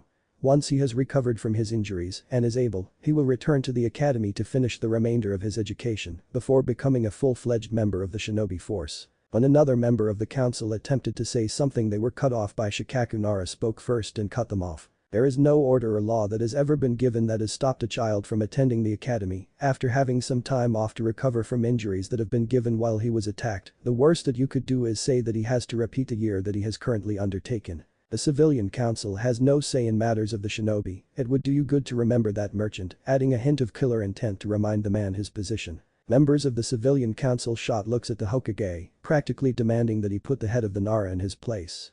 But the Hokage was glaring at the council and waited for everyone in the room to be silent. It took several moments before everyone was silent again and not glaring at each other. "I have assigned a watch over the boy," he continued, "as there was a second attack against him whilst he was in my presence. I was able to confirm that he was the target, not myself. From that development alone, it has been brought to my attention that there may be certain parties present." He shot a glare at Danzo, whose expression had remained neutral throughout the whole meeting. "That wished to harm the boy and have been orchestrating these actions, so from this moment forth I am instrumenting a new law. Anyone that dares to attack the village Jinchuriki will be branded a traitor. There is no exception to the law, and all members of the village, be they shinobi, clan heads or heirs, even members of this council, including myself and the advisors. Anyone found to be involved in attacks against said party will also be branded traitors and will be submitted to the T&I department, where Ibiki will be more than happy to welcome you." A sense of dread filled the room. Everyone in the council stared at the Hokage, even Danzo's neutral face showed emotion. The shinobi council, made up of clan heads, had just been told that if they were found to attack the boy or a member of their clan had, then there would be all sorts of pain that they would face. Nothing could save them. The civilian council was attempting to keep sane and not pull their respective hairs out.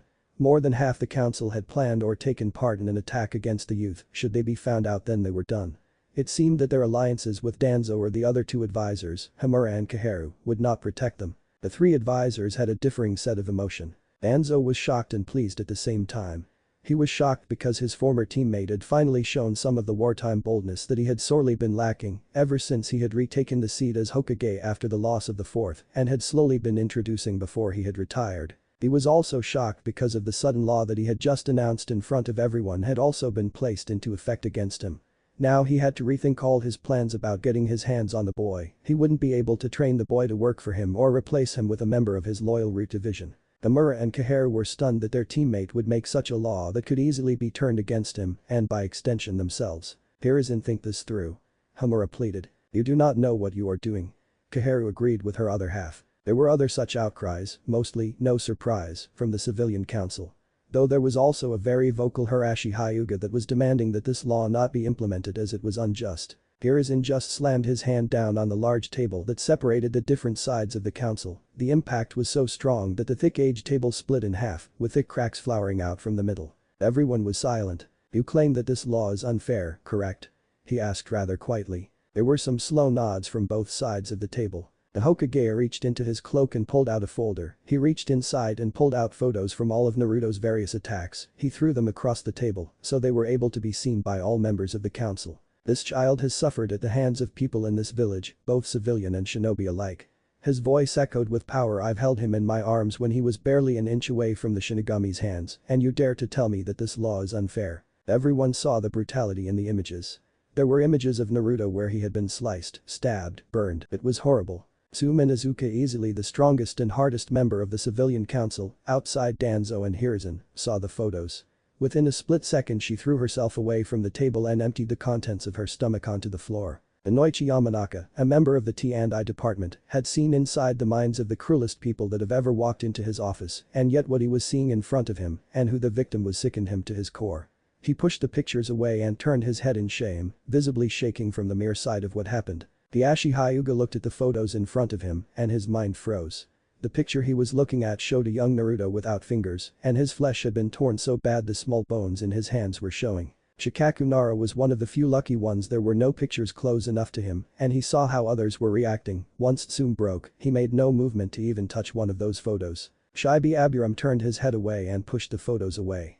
He then wrapped his arms around his head and hid, trying to come to terms with what he saw. Toza Akimichi slammed a violent fist on the table, a snarl on his face, as he was about to attack the civilian council. Tsume finally finished emptying out her stomach. Spoke I, Tsume Inuzuka, call for the civilian council and their families to face mandatory memory analysis. I call for this under the Law for Orphans and Protection of Children Act that was invoked by the Yondaime before his passing. Before the civilian council could speak, several others spoke. I, Toza Akimichi, second the motion. I, Inoichi Yamanaka, second the motion. I, Shikaku Nara, second the motion. I, Shibi Aburam, second the motion. I, Fugaku Uchiha, second the motion and call for all members of the council and their families to undergo the memory check. The motion has been carried.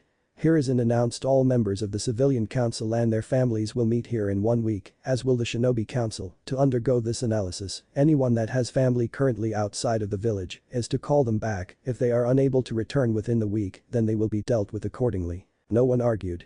They all knew that the current meeting was concluded and started walking out of the chambers in silent shame. Tsume approached the Hokage while a member of the Anbu gathered the images, attempting not to look at them. Lord Hokage? She asked quietly, which was out of character for her. He looked up at the obviously hurting women kindly. Yes, Tsume-san. He asked. Tsume bit her lower lip before asking. She was clearly distressed about what happened to the young boy. Would it be possible for me to meet this child? I know that it's a rather unorthodox question to ask, but there is something that I want to confirm, and I need to confirm it in person. Hiruzen had a fair idea at what she wanted to ask the boy and nodded, knowing that there was nothing wrong with what she was asking. Tsume, like all Inuzuka clan members, had an unbelievably strong pack mentality, and she would never hurt another person outside of her pack that wasn't an aggressor of any kind, especially a child during peace times. Of course, Tsume-san, you can come with me. I am heading to see him now. Thank you, Hokage-sama. She bowed. An Anbu appeared with a bottle of water and a towel for Tsume. She gave a small nod as she took the towel and cleaned her mouth, then washed away the bile with the water. The Anbu took the towel and vanished. Tsume and the Hokage took a stroll through the village. Outside the council chambers, Tsume's ninkin Kuramaru, who was resting outside, stood and followed. While they were walking, Kuramaru could tell that something was up. He had spent most of his life beside Tsume ever since he was a pup and was able to tell these things. "What's happened?" he asked gruffly. Tsume snarled, "Bastards on the council tried to press their authority and were put in their place. Hokage passed a law and we are going to check on a young boy." Her voice was filled with shame and concern when she mentioned the boy. "What's happened to him?" Kuramaru asked, curious as to why the boy was such a concern to her. "What hasn't?" was her only reply. Kuramaru said nothing and followed. They arrived at the Senju compound within 15 minutes. They knew they were close because they were easily able to hear Naruto and Tsunade in the middle of a shouting match, which could easily end in a sparring match between them and an increasingly injured Naruto. It was common enough between the two of them and had happened more than once within the first few days. Tsume looked at the Hokage, he just sighed heavily and opened the door to the compound. When they looked inside the compound, they saw Naruto and Tsunade shouting at each other while Naruto was crouching on the roof and Tsunade was being held back by Shizune. "You're not stabbing me anymore, Abe-chan," he shouted. "What did you just call me?" Tsunade roared, tearing her arm free from Shizune's grasp. "When I'm through with you, you're gonna wish I just stabbed you instead of the beating that I'm gonna give you." Tsunade vanished from where she was standing and reappeared where Naruto was crouching on the roof. To his credit, Naruto was swift. Within the split second that Tsunade took to reach the roof, Naruto had thrown himself forward, off the roof. He was barely a meter away from the roof when Tsunade had appeared, although she was facing away from him. In one bold move, Naruto shoved a hand in his pocket and threw a small round ball at Tsunade's back and crashed into Shizune, who had yet to move. Tsunade had turned to look behind her when she saw Naruto, then spotted the shit-eating grin he was sporting and noticed the small smoke bomb that he had thrown at her. She hadn't expected Naruto to use a simple shinobi tactic so young and against her, but she had fallen for it hook, line and sinker. She had barely any time to react, but her training kicked in. In the time it took to blink, she had charged her arm with chakra and shot her hand out to catch the smoke bomb. When she caught it, she cocked her arm back to throw it reflexively at Naruto, but saw that he was next to Shizune. She was sure that there was nothing harmful inside the small bomb that she was holding, but the momentary hesitation caused her chakra to fluctuate and break the smoke bomb. There was a large explosion of smoke and gas. Tsunade barely had enough time to hold her breath before she was surrounded by the smoke. Naruto was cracking himself up laughing. "That'll teach you, Abe-chan." Naruto was so focused on Tsunade that he didn't notice that there was another person behind him until it was too late. Tsume and Izuka stood behind Naruto and grabbed him by his head, pulling him onto his feet with one hand. "What do you think you're doing sitting on top of a kunoichi?" she growled. She was channeling chakra through her body, making her fingernails grow out like claws and canine teeth grow out like fangs. Naruto grimaced and tried to pull himself free of the fanged women. "It's not my fault," he cried out as he felt her squeeze tighter. "I put too much strength into my throw and it threw my balance. I was trying to land behind her." This surprised Tsume, just enough for her to lightly let go of Naruto's head, but it was enough for him to pull himself free and attempt to run away. He was stopped by Kuramaru, who grabbed him by the collar with his teeth. "You stay right here," he said through clenched teeth. "Why should I?" he shot back. "Because Tsume-chan's here to talk to you. You want to stay here and deal with an angry old lady, that's your problem, not mine," he shouted as he pulled himself free, his shirt tearing, leaving his back exposed while he ran, while Kuramaru held onto the remainder of his shirt. "An Naruto," Tsunade roared. Everyone's eyes turned to look at her. The killing intent was huge, it could be felt throughout the entire compound. Kuramaru froze and looked at Tsunade. Tsume took an unconscious step back. Shizune and Hiruzen just shook their heads at Tsunade. Naruto just ran and tried to find the best hiding place that he could. He had found one yesterday and decided to try there first. Tsunade hunted for Naruto for 20 minutes before Hiruzen and Shizune calmed her down. They were sitting on couches sipping tea. Kuramaru was sitting in the sun near the group, keeping an eye on everything. "Thank you for the tea, Shizune sent," Tsume said as she took the offered cup. Shizune nodded. "That's okay, Tsume-san, it's not often that we have guests." Tsume smiled softly. "Does that happen often? Between Naruto and Lady Tsunade?" Shizune asked. Tsume nodded. "It only happened today because there were some issues with the bloodwork and Naruto can't stand needles," Shizune replied solemnly. Tsunade scoffed. "Wants to be a ninja, but can't handle a needle. What does he think being a ninja's about? He's been in and out of the hospital more times than any jonin in the village, other than Mito guy," the Hokage stated before taking another sip of his tea. "What happened with the bloodwork?" A small amount of killing intent was thrown around the room from Tsunade. "Some dumbass idiot from the hospital screwed up one of the tests that I asked for. I shouldn't have gotten the hospital to do the test, should have just done it myself." Hiruzen nodded. "Everyone makes a mistake, Tsunade. I know you've had more than your fair share of them. Don't hold back, sensei." He just chuckled at her response. So where is Naruto anyway? Tsume asked, noticing that he wasn't around and she hadn't seen him since he ran off earlier. Tsunade shrugged, hiding like a baby. Kuramaru, would you go find Naruto please? Tsume asked. Her Ninken nodded and started looking for Naruto, tracking him by scent. So what brings you here today, Tsume-san? Shizune asked, trying to keep the conversation flowing. The elderly Hokage answered the question. The day I showed the council some of the images from Naruto's file, all the various injuries that he's taken, Tsume-san had a severe reaction to them. She then approached me and asked to speak to Naruto. Why does she want to speak to me? Came a voice from outside. All heads turned to see Naruto. He was sitting on Kuramaru's back. Tsume raised an eyebrow at the sudden appearance of the two. She knew from personal experience that Kuramaru didn't like people writing him, not even the members of her own family. Tsume's eyes lifted to look at the young boy. She didn't get a good look at the young boy before, but now that she was able to see him up close, there were some stunning coincidences that she could see at a glance. Setting her tea on the table, she walked numbly to the boy. As she got closer, she couldn't help but notice his yellow hair, golden like the sun's rays, his cerulean blue eyes, like staring into a bottomless ocean, as clear as can be. As soon as a small breeze blew through the compound, her nose picked up the boy's scent. She could smell the trees, warmth, fox and another scent that she wasn't able to name. There were very few people that held multiple scents like Naruto did. The Hokage, dust, blood and monkey. Tsunade, medical herbs, tea leaves, money. Kushina, ink, raiment, sword cleaner. Minato, the ocean, trees and lavender. It was so strange, how could one boy smell so powerful and so familiar at the same time? Was it possible? No. She was told. They had both died that night, there's no way that he could be. In a split second, Tsume had moved from the porch, a few meters away from Naruto, to wrapping her arms around him, after leaping forward, tackling him off Kuramaru's back. Naruto was about to fight back when he heard her whisper sadly, "I'm sorry little pup, so sorry." This stunned Naruto. He had never heard anyone speak to him like this before. Sure, he was used to people saying things and speaking to him, but never with so much emotion and regret.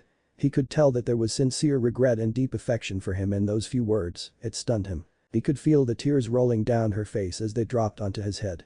Acting on instinct alone, Naruto gingerly wrapped his arms around Tsume and returned her crushing hug. "I'm so sorry that I wasn't there for you when you needed me," she cried, trying to pull him tighter, trying to show him how much she loved him when she hadn't been there for him. "It's okay, I know you had a good reason," Naruto whispered back. Reluctantly, Tsume released Naruto and looked him in the eye. "Naruto, I don't know how I can show you just how sorry that I am for not being able to protect you like I promised your mother. But there is something that I can do for you from now on." Naruto cocked his head to the side. "What's that?" She smirked kindly. "I promised your mother that I would help train you should you choose a life as a shinobi for the village." "Tsume, could you please explain this?" asked a voice from the porch. Turning, they both saw that Tsunade, Shizune and Hiruzen were looking at the pair and had heard everything that they had said. Tsume wiped her eyes and answered the Hokage, trying to sound as professional as she could be. "Before Kushina gave birth to Naruto, she came to see me. I was one of the few people that knew she was married to Minato. Because of that, she told me that she had to leave the village for a while and she wouldn't return until after her child was born." She gave Naruto a small squeeze, indicating who she was talking about.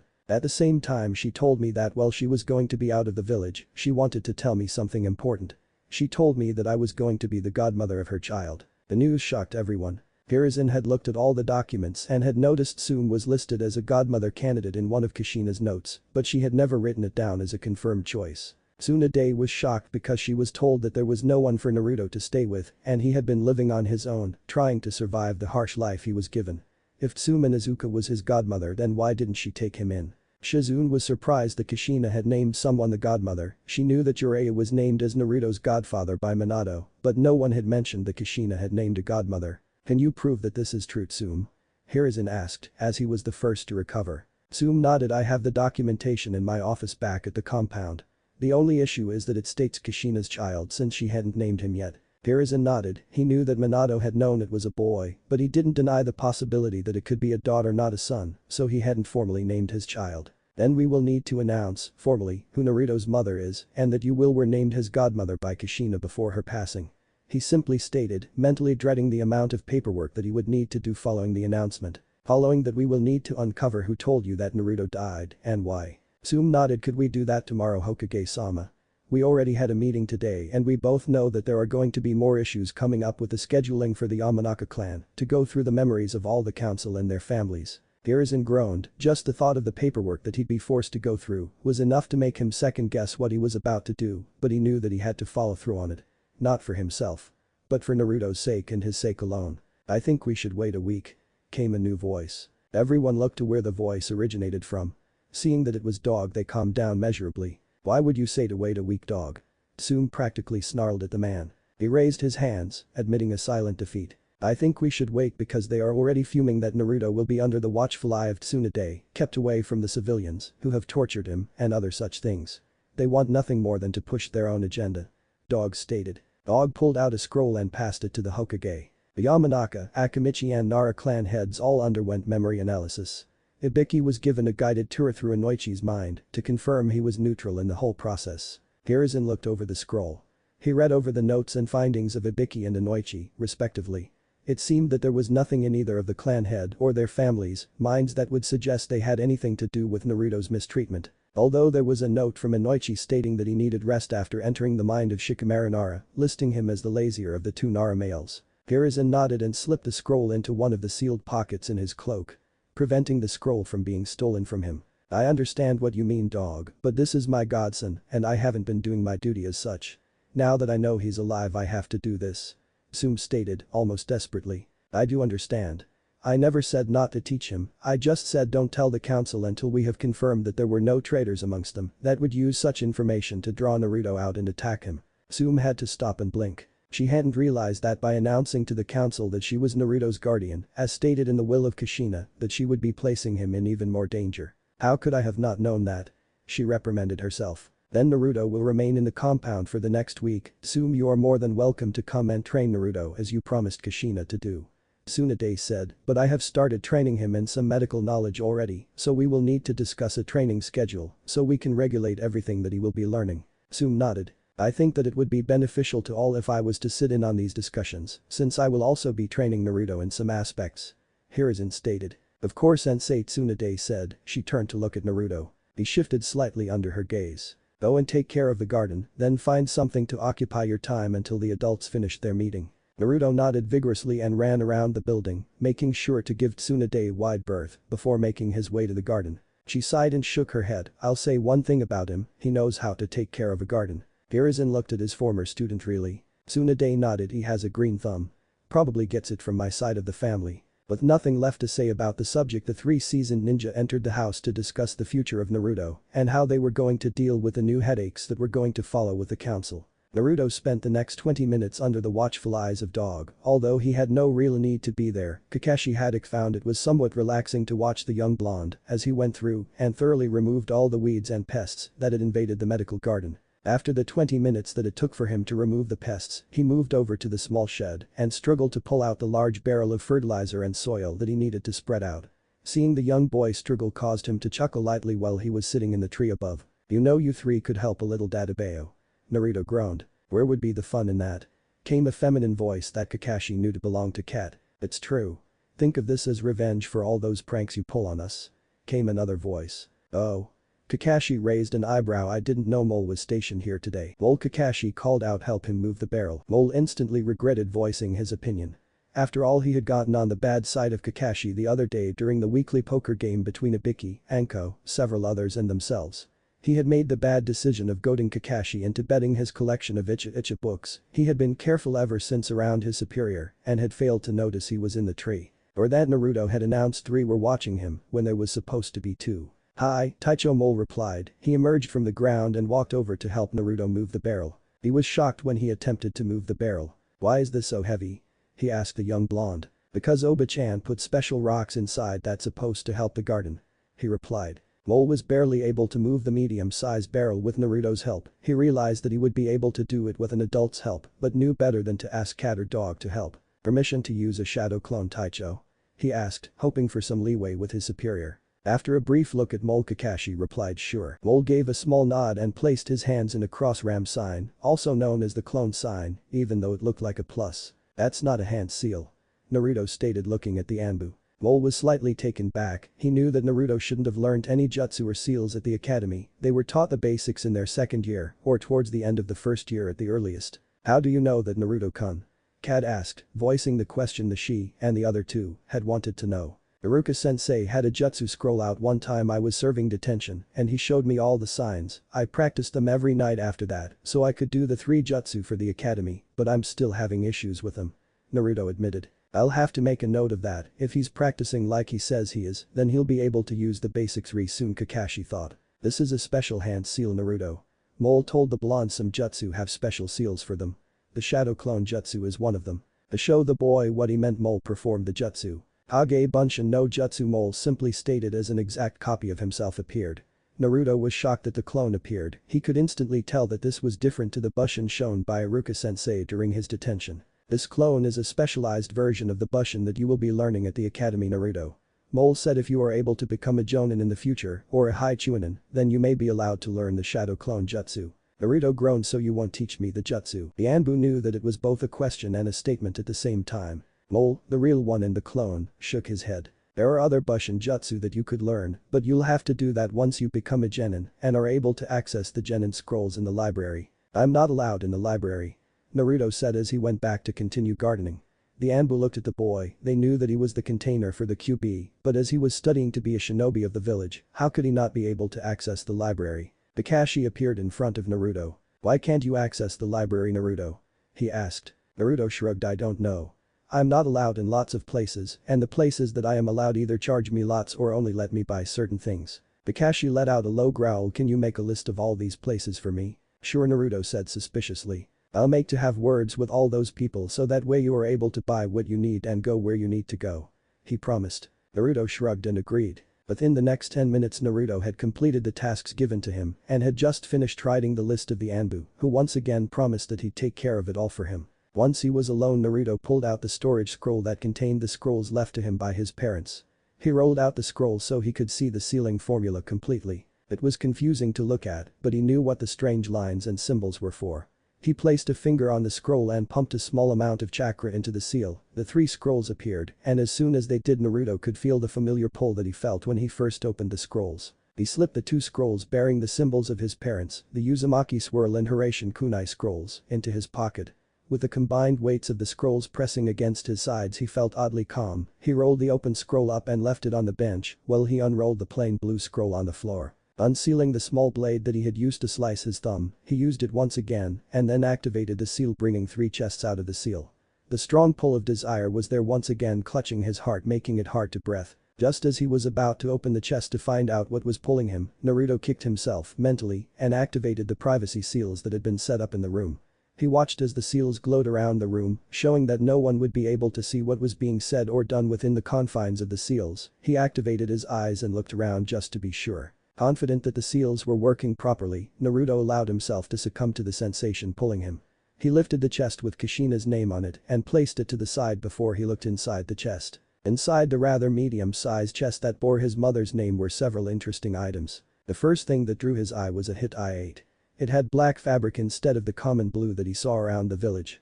The symbol of the leaf was gone, and in its place was the symbol on his mother's scroll in red. It was the same symbol that he saw on the backs of the Jounin and Chunin in the village. He picked it up gingerly. As he did, he noticed that there were several strands of red hair trapped in the fabric. Asen's hair, Naruto thought sadly as he felt the hair between his fingers. Acting on a childish instinct, he pressed the hit I-8 against his chest, hoping to feel but a glance at the love his mother had for him. It was odd, but as he touched the hit I-8 to his chest, he could feel a strange sense of warmth spread through him. It was oddly comforting. He could feel the warmth spreading through him and for some reason could feel it grow stronger around the seal that was concealed on his stomach. For some reason he felt as though it was something that he didn't need to be completely worried about, but he was slightly disturbed by the sensation flowing into where he felt the seal. He folded the hit I-8 neatly and placed it on the floor beside himself so he was able to see it and feel that it was close to him should he need to touch it again for some reason. He looked back inside the chest and saw that there was a small list, a checklist of sorts, listing where everything was supposed to go. Looking at it, he noted the headlines: heirlooms, weapons, academy supplies, books, training gear, sealing equipment. He was curious about everything on the list, everything other than books and academy supplies, mostly because that would be books, knowing his luck. He placed the small list beside the chest, next to the hit I-8, and felt the pull once again. He wanted to know what it was, so he went with what he knew best. Pull out a scroll, and if he didn't get the feeling, grab another. So that's what he did. He pulled out a blue scroll, but felt the pull was still coming from inside the chest, so he put it back. Next he pulled out a white scroll. The feeling was still coming from the chest, and he looked at the scrolls with a scowl. He noticed that there was an orange one there. Orange being his favorite color, it was the next one that he went to pull out of the chest. Once his finger brushed against it, a surge of energy passed through him. I guess this is where the feeling is coming from then, he said to himself. Naruto held the scroll tight in his hands. It had been calling to him, calling out to him, begging to be opened and its contents to be released. There was no writing on the orange scroll, no title, no indication of what it contained. All he had to believe was what was written on the top of the chest he had pulled it from. He wasn't sure if it was a weapon or armor that was calling out to him. He doubted it would be a book, but he never was one for reading. He wasn't too sure what an heirloom was, so he wasn't able to deny that it could be that. It could have something to do with Fuinjutsu that his mother had left for him. The only way to find out is if I open the scroll, Naruto said to himself quietly. He moved away from the chest and over towards an empty section of the room. There was a reason why this scroll was calling out to him and he wanted and needed to know why. If his Kasan left it for him then he knew that there was a reason that she did and he would do everything that he could in order to do everything that she had wanted him to do. He broke the wrapping on the scroll and felt an enormous burst of chakra radiate from the scroll. It filled the room. The power and thickness of the chakra was suffocating, so much so that Naruto found it noticeably harder to breathe, as though he only had one functioning lung despite having both. It felt like minutes, but could have easily been seconds until the chakra thinned out and he was able to get his breath back. There was something powerful locked inside the scroll. If it was powerful enough to fill the entire room in a moment, then Naruto was more curious about what was inside the scroll than he was concerned about what it held. So he slowly and carefully rolled out the scroll, revealing the sealing formula inside. It looked similar to the storage scroll formula that was inside the scroll the Hokage had placed his parents' scrolls. Acting on a hunch he placed his hand on the scroll and pushed a small amount of chakra into the seal, carefully adding more chakra until the contents within the scroll were released. It took a minute, but after there was enough chakra inside the seal, the familiar sight of smoke revealed that he had unsealed whatever was sealed inside the scroll. Once the smoke cleared, Naruto was greeted with the sight of a worn leather tome. The powerful pull that Naruto felt earlier was nothing compared to what he was feeling now. It felt as though he wouldn't be able to breathe if he wasn't touching or within a few inches of that book. It was as if it was a part of him, like a lung or a part of his heart, and he needed it to live. The sensation was powerfully pulling, coercing him to touch the book. It was like a small, weak, defenseless rabbit had just found itself in front of a hungry predator. A predator that was stronger and more vicious than anything else in the world, but at the same time it was calling him forward. He could feel the power and the danger that it seemed to promise, but there was nothing he could do but follow his instincts as they lead him into the jaws of the large predator. As soon as Naruto's finger lightly brushed the cover of the tome he couldn't move. He tried to move his hand, his arm and the rest of his body, but he wasn't able to move. A second later black symbols started flowing over the book. They seemed to come from within the cover of the book, but there was nothing that Naruto could do to move away from it. He started to panic, vigorously pulling his body with a small movement that he was able to manage. It was a feeble and pointless attempt. The slight shake that he was able to do was not enough to release himself from the powerful tome. He could only watch helplessly as the seals covered the front of the tome, transforming it into a seemingly solid mass of symbols before they started flowing over the small physical connection that he had with the book. As soon as they touched his skin, the black symbols started flowing over the tip of his finger, then slowly making their way up towards his knuckle. Once they touched the knuckle it was as if a dam had broken and the symbols swarmed over his skin. Within a few moments his hand and forearm were covered with symbols. A few seconds later his shoulder had been covered, another second later his back and torso. His legs a second later. Then slowly, almost agonizingly slow, the black symbols started to cover Naruto's neck, working their way over his mouth, then his nose, ears, hair, and then finally they covered his eyes which he had barely squeezed shut. If anyone was looking at Naruto right now they would see a young boy somewhat kneeling on the ground, a black rectangle touching a small black finger. The young boy a solid statue of black squirming seals. It looked as if his body was covered in small black insects that were crawling all over his body and each other. There was no movement on the boy's body, his bright blonde hair was now as black as the rest of his body. Suddenly a small white symbol appeared on his head. It was small, but would draw the eye of anyone that would be looking at him. Slowly that small symbol became more pronounced.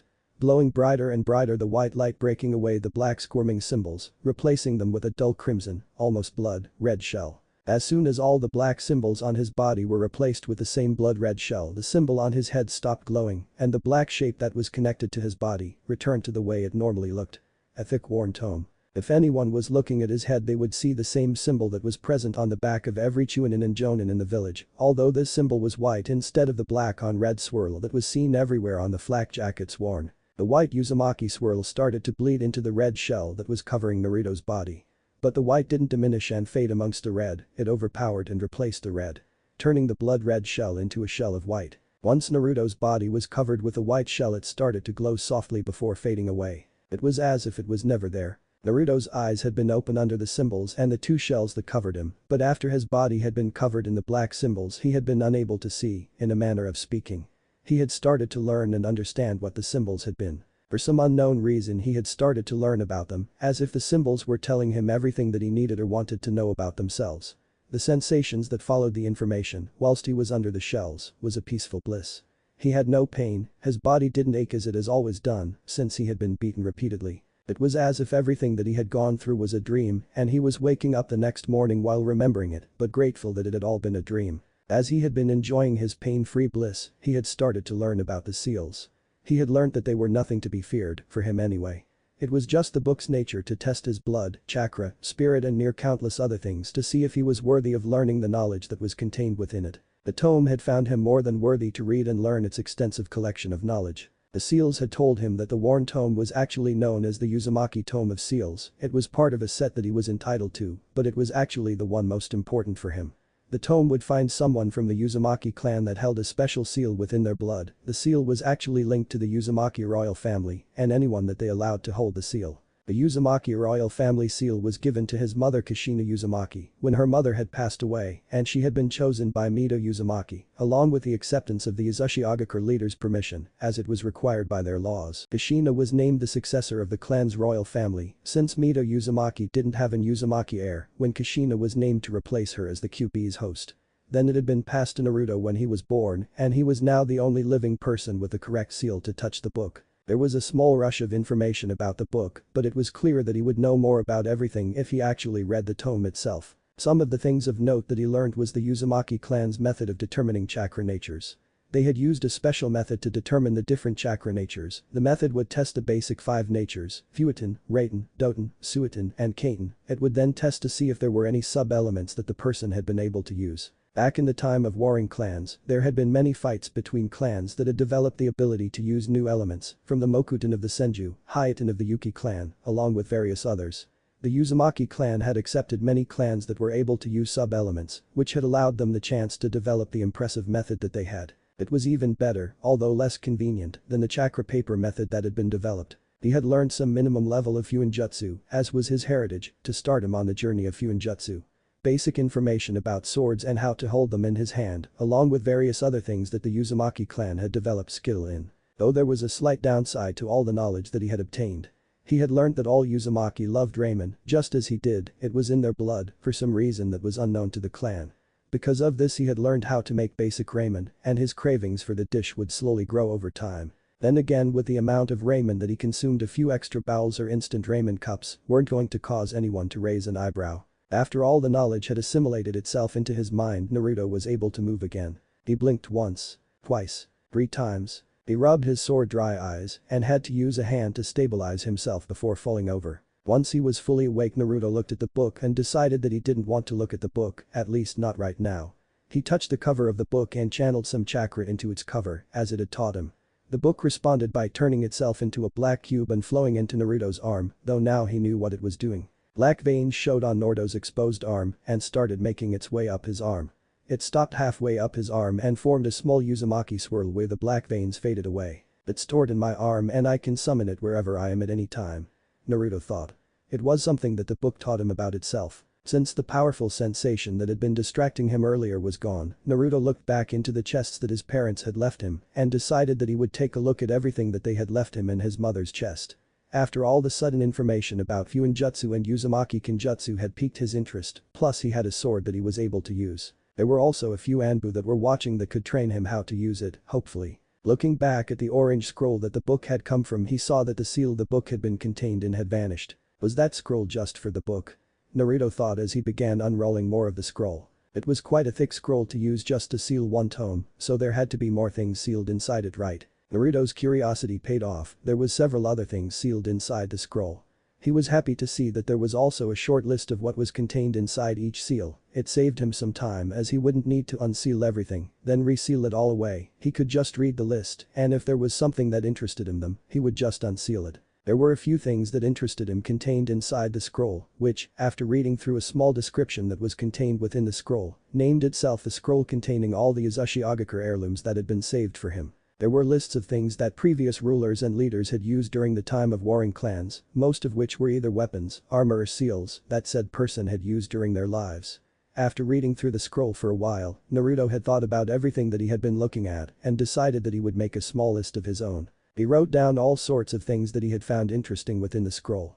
Names, items, and seal numbers were written down in exited and rushed handwriting. It might come back to bother him at a time when he needs to find something quickly, but he would be fine with it for the time being. After all, he was just making a short list of things that he wanted to look at later, or things that seemed to call out to him. There seemed to be two people in particular that called out to him, since there were so many things that they owned sealed away in the scroll, it seemed as though they were the most important to the clan in particular.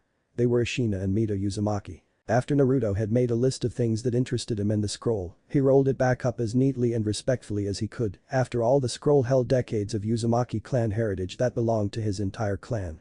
Not just him, at least in the future it would be. Looking around, Naruto found a new wrapping for the scroll and wrapped his list around the scroll itself before putting on the new wrapping and labeling the scroll so he could find it later. After returning the scroll back into the chest, he picked up a new scroll to look at. He smirked seeing that this scroll was labeled training gear. It's never too early to start training to be a badass, Naruto grinned. He slid the wrapping off the scroll instead of breaking it this time, mostly because he didn't have that many scroll wrappings in the desk. He unrolled the scroll and was slightly annoyed that there was no list telling him what was contained within the seals that he would find. So he did what any person would do, he just went to the first seal and unsealed everything that it contained, which oddly enough was another chest. There were no labels on the chest, but when Naruto opened it there were no scrolls inside it this time. There was actual equipment inside, some of which he was able to recognize, others he didn't. He picked up two small sweatbands and looked at them curiously. Why would there be sweatbands in here? He thought. Sure, we get sweaty, but why sweatbands? Most people just wipe it off with their hands. He turned them over in his hands and noticed the Fuinjutsu that was written on them, though it was barely visible against the black of the bands themselves. Naruto activated his Dojutsu and looked at the sweatbands again. Now he was able to see the seals properly. His eyes started to dissect the seals that were written on the bands. He wasn't sure what their effects were, but he could tell that they were going to be used by him. They did what he thought that they would do. Unknown to Naruto, the tome sealed within his arm was linked to his eyes and had started giving him small amounts of knowledge linked to what seals he was looking at. Naruto placed them on the ground and looked back through the chest. There were some training clothes, a few more sweatbands, and other small things inside the chest. All in all, the chest just had some very basic training gear that anyone could buy and use, though now he wouldn't have to buy his own. He put everything back inside the chest and sealed it away, looking through the scroll to find any more storage seals. He found that there were plenty of seals, just like the other scroll. I wonder if all the scrolls have multiple seals in them. He thought to himself before he stopped. I thought that scrolls could only have one seal, and the rest of the paper was unusable for another seal. He completed the thought aloud. There was a strange feeling coming from the tome in his arm, but as it only lasted a second, Naruto thought that he was just imagining it and didn't bother to think on it. He just continued to look through the contents of the scroll, finding anything that he thought he could use right away. He would place it on the bed or somewhere else so he wouldn't lose it or put it away and have to go looking for it. Naruto had removed from the chests several scrolls on Taijutsu forms, 2 scrolls on Kinjutsu, along with smooth black boken, wooden practice sword that was so smooth that it seemed to be made of metal. He had found a scroll containing some seals that would help him train. He had found some low-level jutsu scrolls that he wanted to learn before he returned to the academy. There were also a small pile of books that he thought would be helpful to training his medical skills with Tsunade. Speaking of, there was also a scroll that he had come across that had listed a low-level version of her strength boosting jutsu that also came with a Taijutsu style. It was labeled Tenyari no Kumai, Heavenly Spear Devastation. Just reading the name alone caused the hair on Naruto's neck to stiffen with excitement. Opening the scroll, Naruto read the basic requirements of the Taijutsu style. It required almost perfect chakra control, which was just the basic requirement to use the style. There was also a list of body parts that needed to be strengthened, which mainly consisted of the joints, i.e. elbows and knees, since they would also be used to release large amounts of chakra to cause pinpoint perfect hits. There was also a special technique that Naruto had come across that really seemed special to him. It was inside a scroll that he had found that talked about the chakra chains that he and some members of the Uzumaki clan had been able to use. Since his mother was able to use the chains as was her mentor, Mito Uzumaki, there was also a scroll that listed a technique that had been developed as a bastardized version or replacement technique for other members of the clan. The tool creation technique, as it had been named, was created to give members of the Uzumaki clan that had been unable to develop or inherit the chakra chain ability to fight on a level with them.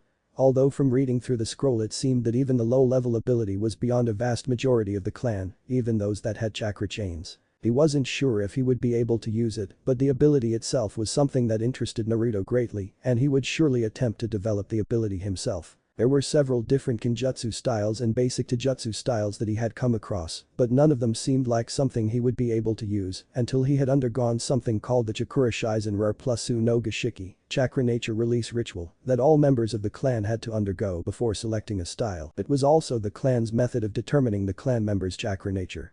Reading through some scrolls he finally found the ritual that he needed to perform, and it needed a lot of preparation to make. There was a jutsu that needed to be performed to make the basic array for the ritual. The jutsu had no real name listed, but had a long string of hand seals that had to be performed. After the basic array was completed there had to be chakra-containing seals placed in exact locations and at set heights. Thankfully there was a completed diagram that showed what had to go where and at what positions. Thinking it would be useful, Naruto started packing everything away that he hadn't purposely left out. He packed everything back into the chests that they had come out of, then sealed away the chests and scrolls that he had released in the same order that he had done so before. Afterwards, as he was about to place the scrolls back where he found them, he remembered something that the tome had taught him when it taught him things from before. Rolling up his sleeve, Naruto unsealed the tome and opened the front cover. Inside the cover were some 9 small squares. They were big enough for a single scroll to be placed on top of them. Thinking that he was crazy, he did as the book had taught him. Picking up the first scroll, Naruto placed it on one of the squares and gasped when it slid into the small square. Amazed that it actually slid inside the square, Naruto lifted up the page and looked on the other side. There was no square.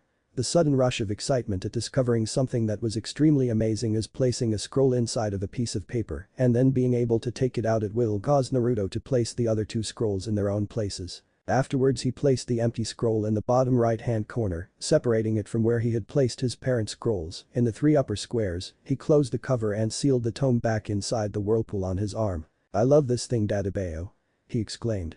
Naruto scooped up the scroll with the Chakura Shizen Rare Plus U no Gashiki, Chakra Nature Release Ritual, inside it. He ran to show Tsunade and the others, with the determination that they would let him set it up and use it. Naruto burst into the clan courtyard and saw that Tsunade was sitting with the Hokage and Tsuminazuka. He ran over to them. "Tsunade Bachan. I need you to show you something amazing, Dadabeo," he shouted as he ran. Suddenly disturbing the peaceful conversation that they were having, Tsunade gave Naruto a bone-chilling smile that froze him in his tracks. "What's so important, Naruto-kun, that you had to shout and disturb my conversation?" she asked peacefully while releasing small amounts of kai. "Tsunade," the Hokage said calmly. Rolling her eyes, Tsunade stopped the kai she was releasing. "I found this thing in the things Kasan left me, and it says that I have to use this before I can select a Taijutsu or Kenjutsu style from the ones that I have," Naruto explained. This got the interest of all adults and the Anbu that were listening. It mostly got the interest of the Anbu because there was nothing else to do besides listen in on whatever was being said, and this was better than what the Hokage was talking about before. "What do you mean, Naruto-kun?" the Hokage asked him. Naruto spread out the scroll on the floor, showing them the diagram that was depicted in the scroll. "This is what I found. It says that it was used to determine the chakra nature of the person that activated the seals, and it was used to figure out what style and jutsu they should be learning," Naruto explained. Looking at the diagram, the Hokage was able to determine that this was a very high-level design that he could never had dreamed up during the best of times. At first glance he was able to recognize the 5-element wheel, but he was unsure about the other 10 circles that he could see. That was until he remembered something that he was shown some time ago by the Research and Development Division of the village, shortly before the QP attack. "These are the main elements, and the outer wheel are sub-element positions," he said aloud, partially asking a question and stating a fact. "Sub-element? What's that, Jiji?" Naruto asked. Tsunade took the opportunity to explain to Naruto what they were. "Naruto, do you know what the first Hokage was famous for?" she asked him. Thinking for a moment, Naruto replied, "Making the village." It was true after all, but it wasn't the answer that she was expecting him to give. "Not just that. My grandfather was famous for his Mokuton, wood style. It was his Kekkei Genkai, and before you ask what's a Kekkei Genkai, I will explain." Tsunade started. "The Kekkei Genkai is something that a clan has developed over time, such as the Dojutsu that you have, that would be in Uzumaki Kekkei Genkai. There are clans in some villages that can use some elements other than the 5 natural elements. The clan in Kurigakure can use the Yoten, a Kunoichi in Sunagakure develop the Shakuten, in Kumagakure they have the Ranten, in Iwagakure there is the Bakuten, and there are many other clans that can use other elements." Tsunade had moved to stand over Naruto's shoulder to point to the element wheel in the diagram. "For example, the Mokuton was a combination of Doten and Suiten, so it would be here."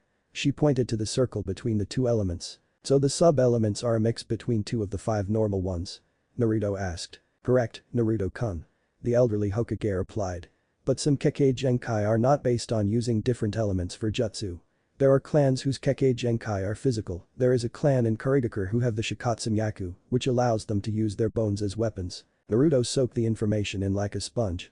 Already he was picturing amazing battles with people that could use these different elements. He had pictured some battles of the first Hokage using his Mokuton in battle already. Then can I use this then, Jiji?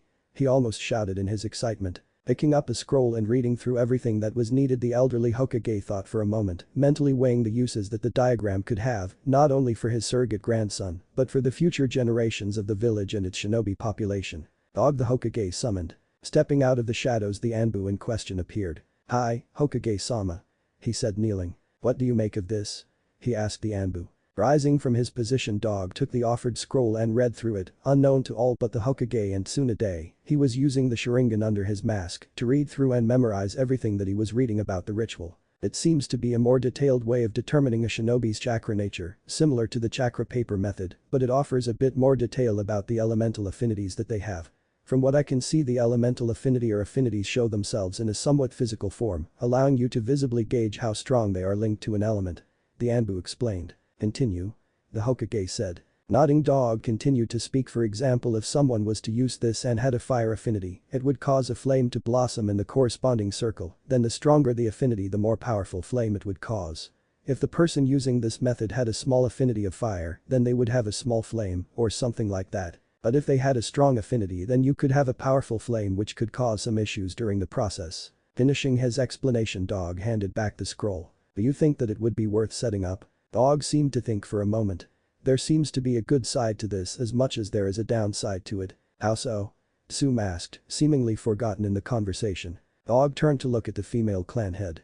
To use this method would mean that you would need a sizable amount of chakra, something that every Uzumaki clan member had in spades.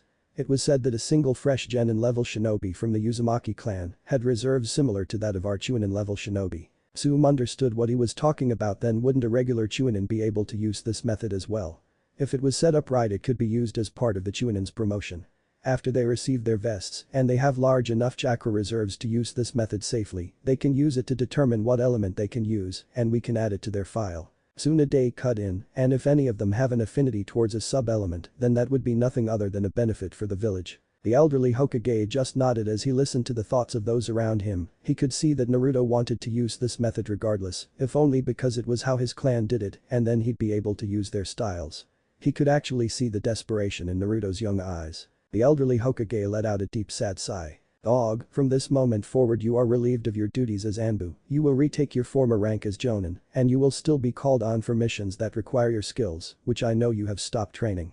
He ordered. Dog let out his own sigh and removed his mask as he was instructed. The first thing that Naruto noticed was the former Anbu's gravity-defying silver hair, something that he hadn't noticed before. Being who he was, he called the former Anbu on it. How come I couldn't see your hair from behind your mask? It sticks up higher than what the mask should have hidden. The Jonin looked at Naruto as he tied a Konoha Hittite around his head, then slid one side down to cover his left eye and the scar that was there. Oh, did you say something, Naruto-kun? He asked, giving Naruto a strange smile with his one visible eye. It actually caused a chill to run up Naruto's spine. Don't terrorize the kid, Kakashi.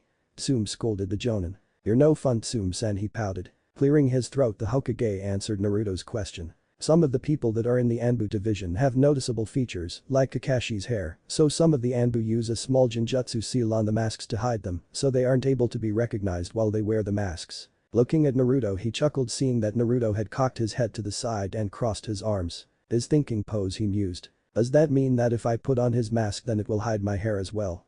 He asked. No, it wouldn't. The seals are linked to one person alone, so if you wore it then it would be a normal mask. He replied. Oddly enough, every shinobi in the village ranging from Chunin to Anbu, even the Hokage, developed a small sense of foreboding at the same time. Just as sudden as it appeared, the foreboding was gone. So will you let me set this up, Jiji? Naruto asked while using his best puppy dog eyes to entice the Hokage. Looking at the young blonde, the Hokage had a hard time answering. Naruto's puppy dog eyes were something that he had developed and honed many times over the years.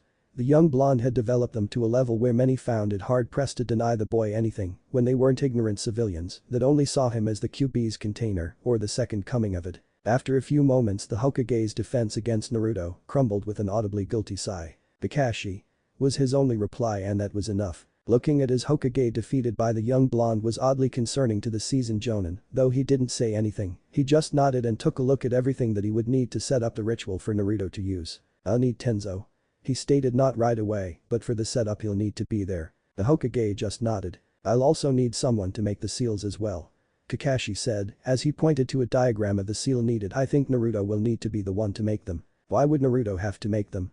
Tsunade asked as she looked at the seal. "Couldn't a seal master make the seals?" Kakashi shook his head. "Just looking at this seal, I can tell this is more advanced than anything that I have come across in the village. It's more advanced than anything Jiraiya can make. It says here that you need to mix in blood of the royal Whirlpool clan, and as far as I know Naruto-kun here is the only Uzumaki left in all the elemental nations. But does that alone make him the right person, or is he part of another branch of the clan?" Tsume asked, getting immersed in the conversation like everyone else. "I am a part of the royal family," Naruto stated, drawing all eyes to him. "How do you know that Naruto-kun?" Tsume asked as she was the first to recover. Naruto rolled up his sleeve to reveal the Whirlpool seal on his arm. "This is a symbol of the Uzumaki clan, it's also a blood seal." "How do you know? And how does that indicate you're a part of the royal Whirlpool clan?" Hiruzen asked. He was concerned because if this was true then Naruto had just about every right to demand retribution against the clans of Konoha, both civilian and shinobi alike. Naruto was about to reply before he stopped and looked up at a random tree just as some birds were flying from the branches. "I'll explain later, it's not something I should show you when anyone can be watching," Naruto said with a surprising air of seriousness. Hiruzen turned to look at Tsunade. "How about you use the meeting chamber beneath the building, if that's alright with you, Tsunade-chan?" Tsunade nodded. "Sure, we cleaned the room the other day, so it should serve its purpose nicely." Without another word the four adults all entered the Senju clan main building and followed Tsunade as she guided them through the house. Realizing Naruto wasn't following, Kakashi stopped and turned around to see Naruto looking at the tree that he had looked at before. "What's wrong, Naruto-kun?" he asked the boy. Naruto shook his head and looked at the Jonin Dunno, was his simple answer. But that Naruto closed the door and started walking towards the meeting chamber that the others had been walking towards. Kakashi's visible eye was narrowed at the blonde. There was something that he wasn't telling any of them. Unknown location. 5 minutes later, Danzo-sama voice announced itself in the shadows of Danzo Shimura's office. Report, he calmly stated. Mission was partially successful. The voice said Uzumaki-san has the use of both eyes. He has fully recovered from the attack that confined him to the hospital. Danzo nodded, his face not showing emotion. He noticed that his operative had not left. Was there something else? "Hi Danzo-sama." Uzumaki-san revealed a scroll to the Hokage, Tsunade Senju, Tsume Inuzuka and Kakashi Haddock, who has also been retired from Anbu to return to active Jonin status. The unknown voice reported. "Interesting, what was on the scroll?" Danzo simply asked, still not revealing emotion, whereas his mind was reeling. He was attempting to think of something that the boy would had that was worth his operative taking note of it. "I overheard that it was a new method of determining a shinobi's chakra affinity," the operative reported. This time Danzo raised an eyebrow. "Why was that of note?" "Because this method also reveals if they have an affinity for sub-element Kekkei Genkai." "Explain." "I could not gather much from my position, but what I was able to see that there were two elemental wheels. There was the 5-element wheel which had 2 lines drawn to a circle on the outer wheel. It would seem that if a person had a dual element affinity, as it was explained, such as a water and earth affinity that was strong enough, a person may have the ability to awaken the Mokuton without having a clan Kekkei Genkai." The operative explained to Danzo, who had taken to tapping the desk in front of himself. The hidden operative saw this and readied himself for another mission. After all, with Danzo tapping on the desk was akin to anyone else shouting in outrage. After a quite few seconds the tapping stopped and Danzo looked at where his operative was hiding. "Why did you return instead of continuing the mission?" he asked. "I was detected by young Uzumaki-san, or so I believed," the operative stated. He looked directly at the tree where I was sitting, then stated that what they were about to discuss was something they should not talk about where they could be overheard. Danzo sighed and waved his operative away. He would return to base and await new orders. "Just what is this, child? Hiruzen, what are you trying to keep from me?" Danzo thought to himself. "What kind of weapon are you protecting, allowing to dull during this time of peace, instead of sharpening for the war that will follow?" Now that Danzo was alone he allowed himself to grin slightly. "I will have to adjust my plans," he mused. Senju compound. About the same time, the door to the meeting chamber shut with a deep solid thud that seemed to echo through the wooden room. The room itself seemed to be filled with power that both soothed and comforted everyone, but at the same time it gave off an energy that seemed to overwhelm everyone present. Hiruzen gave a small sigh. "It's been some time since I've been in this room." Tsunade smiled softly. I think the last time we were all in this room together was a week before we left for Omegakure. Tsume and Kakashi had never been inside the room and respectfully said nothing and allowed the two to reminisce and think before they did anything. Naruto looked around the room and was interested in everything that he could see and feel inside the room. Currently he was attempting to pinpoint where the odd feeling he had was coming from. Hiruzen walked over to the rosewood table and sat down on a chair. This was followed by Kakashi and Tsume, with Tsunade taking the seat at the head of the table, as was her right as current leader of the Senju clan. Hiruzen sat on her right with Kakashi next to him. Tsume sat across from Kakashi, leaving the seat on Tsunade's left open for Naruto to sit. "What are you doing, Naruto-kun?" Tsume asked as she saw the boy running a hand along the wall. He stopped and turned to look at everyone. "Can't you feel that?" "What do you mean?" Hiruzen asked. "There's a strange feeling coming from the room and I want to know what's causing it, it's distracting." Naruto simply stated before returning to his search. "It's most likely the wood that was used to make this room. It was created from the Hashirama Senju's Mokuton," Hiruzen told him. "So that means the strange feeling will always be there?" Naruto pouted. "Yes, now sit down so we can talk," Tsunade said as she was starting to get impatient. Nodding, Naruto sat down at the empty seat beside Tsume and Tsunade. "So Naruto, is this safe enough for you to explain what you were unable to speak about before?" Hiruzen asked the young blonde. Naruto shifted slightly in his seat, now somewhat nervous about talking about something that he himself had learned not long before. It wasn't that he had just learned about it that made him nervous, it was something that he didn't know how to describe. He didn't know if he ever would. "What's wrong?" Kakashi asked. Naruto took a deep breath before revealing the blood seal on his arm once more. "As I said before, this is the symbol of the Uzumaki clan, which also doubles as a blood seal for me," Naruto said, repeating what he said to remind them that it was important. "What's the blood seal for Naruto?" Hiruzen asked. Naruto noted that he had dropped the suffix from his name as he did when he went into serious Hokage mode, as he called it. "This seal contains the Uzumaki tome of seals," Naruto replied calmly. The look was passed between Tsunade and Hiruzen, a look that was not missed by anyone else at the table. It was a look that Naruto had never seen the Hokage make in his presence before, or was at least not conscious when he did. Naruto continued talking, hopefully either one of them would explain the look that passed between them. "The tome can only be accessed by someone who has the blood seal that the book recognizes, which belongs to the Uzumaki clan royal family. When I first touched the tome, it did the check to see if I had the correct seal or not in my blood. I didn't even know what the tome was when I first saw it. But it was calling out to me even while it was sealed in a scroll," he said. "Called out how?" Kakashi asked. Naruto looked at Kakashi. "It was like someone placing your favorite food in front of you after you haven't eaten in a week and telling you that you're not allowed to eat it and can only look at it as someone else eats it in front of you." He didn't really have a better way of explaining it since he didn't have that much experience in desperation or anything that could help him explain what he was talking about. "That was all while it was sealed away, right?" Tsume asked. Naruto nodded. "Yeah, when I broke the wrapping on the scroll, the whole room seemed to fill with chakra. It was so strong that I wasn't able to breathe for a few moments until it cleared up." "Can we see the tome, Naruto?" Hiruzen asked as Naruto had stopped talking for a moment to absent-mindedly rub his throat. He nodded and extended his palm, holding it above the table. A second later, the tome appeared seamlessly under his palm, as if it had always been there. Everyone saw the tome. Tsume was impressed by the general appearance of the tome and how it had appeared. Kakashi raised his visible eyebrow, shocked with how it appeared. He had only heard of a tome when his sensei and Kushina had been talking about seals once or twice when he had arrived to speak with one of them. Tsunade and Hiruzen looked at each other with concern. They both knew a small amount of information about the tome, but what they did know did not fill them with confidence.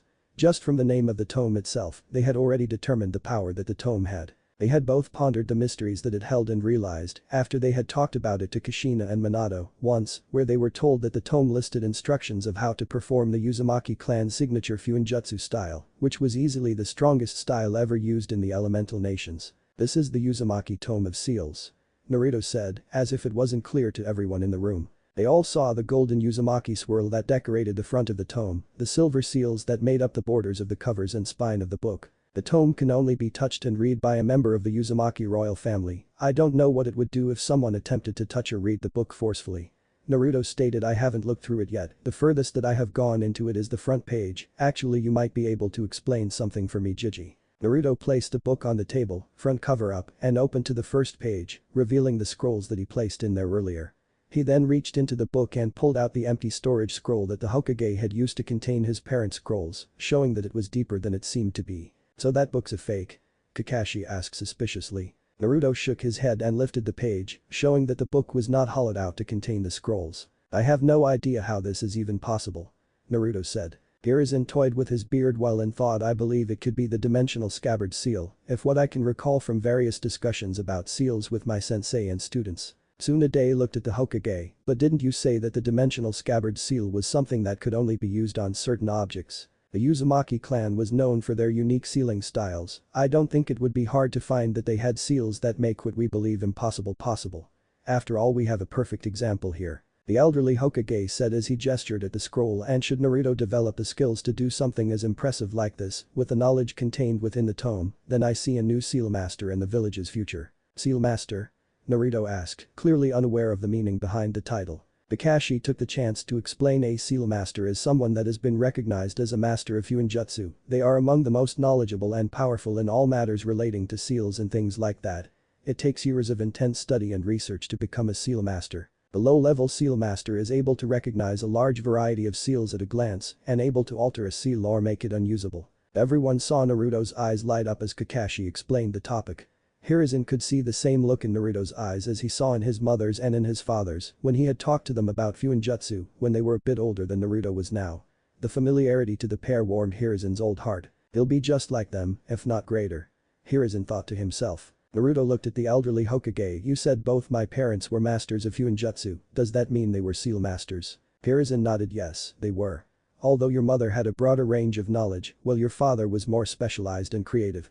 Together they created a wide variety of seals that we use in the village today. As the conversation shifted over to a long-winded discussion about Naruto's parents and their feats during the times that they had worked with their fellow shinobi, both when they were on duty as shinobi and also during their times off, those that they rarely seemed to take. They talked long into the night, much to Naruto's joy, Tsume's interest about the past and desire to make up for the fact that she hadn't been there for him in the past, Tsunade's mild amusement at some of the stories and resurfaced memories, Kakashi's amusement, and Hiruzen's desperate attempt to stay away from the dreaded amount of paperwork that he had to do. After hours, Tsume was the first to point out the time, mostly because Naruto's stomach had started to growl lightly. Hearing it, she had looked at her watch and saw that she had to return to her compound and meet with her family for the regular clan meeting that she had.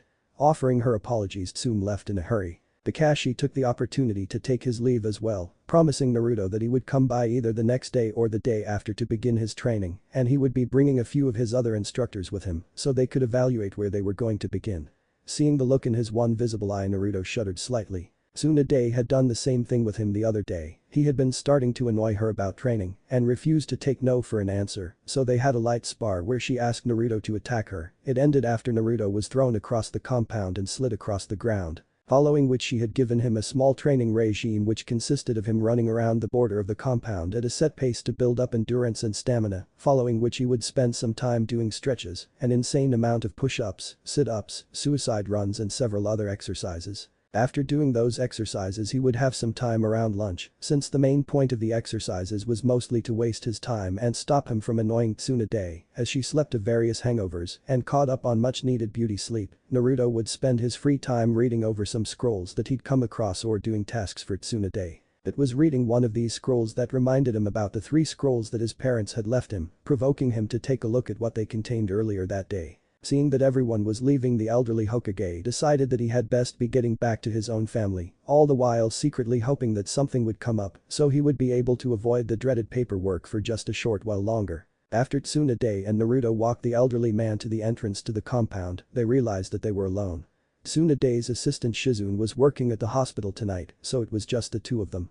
Tsunade didn't want to do anything special, and Naruto wasn't allowed to leave the compound for some time, as per the cover that they had used against the council. Okay brat, go and get yourself cleaned up.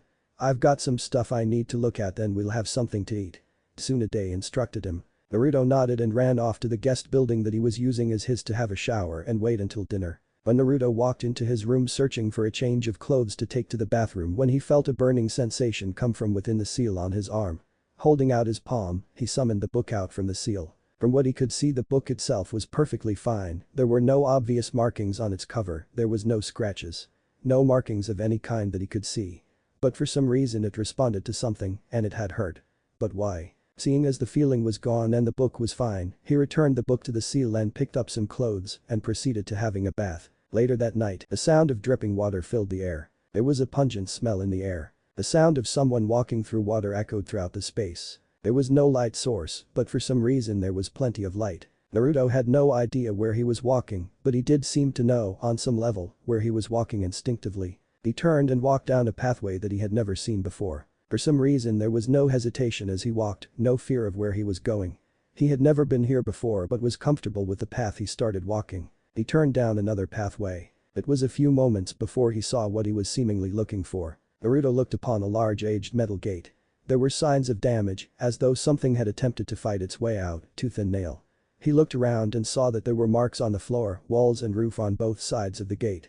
Whatever was on the other side of the gate had been struggling to fight its way out.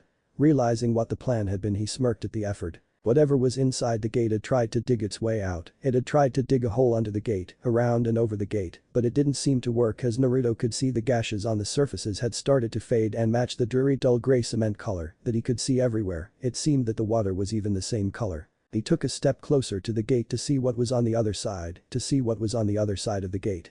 There was something about the gate that seemed off to him, but he couldn't place it. After all, this was the first time that he was seeing the gate. "So, after all this time you finally decide to visit me again, young kid?" came a somewhat familiar voice.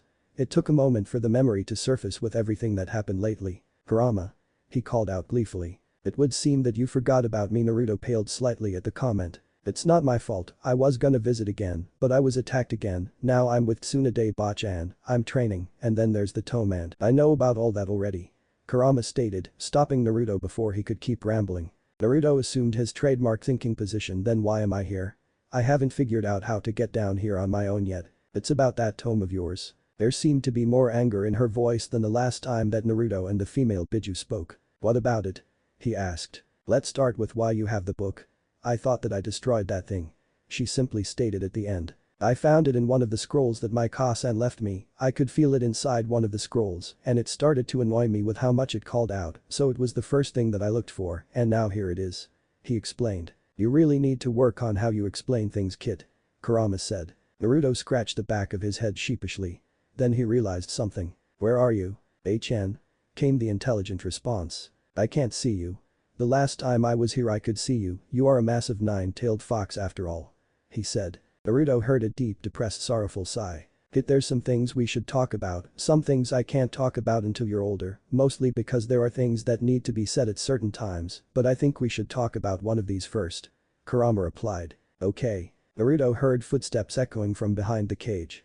It was oddly suspenseful, even though the only other being that was ever here was the QB was Kurama. The sound of footsteps that weren't small earthquakes was strange and put him on edge slightly. Instinctively Naruto took a step back and made himself look small, as he had learned to do when he was being chased by various mobs during his younger life. Slowly the sound of the footsteps came closer. He could see the ripples flowing through the water as someone on the other side walked through the still waters. "One of the main things that we should talk about is that book and how it relates to myself," came Kurama's voice. Naruto stopped before answering. Kurama's voice was different. Before it sounded like a man, deep and powerful, but now it sounded higher, more feminine. Before Naruto was able to speak, Kurama spoke. "It would be foolish of me to ask you what you know about myself or where I came from, because I know that you do not know the answer. The answer has been forgotten over the course of time." Kurama spoke. Naruto could tell she was giving a lecture. "I am Kurama, the nine-tailed fox." Standing before Naruto in the light was a beautiful young woman. She was the same height as he was. She was wearing a light cerulean blue kimono with a purple sash wrapped around her waist. Along the base of the kimono were small foxes depicted in mid-step. Her hair was crimson red and easily reached halfway down her back as it was, without being tied up. Her eyes were the most stunning thing about her, as far as Naruto could see.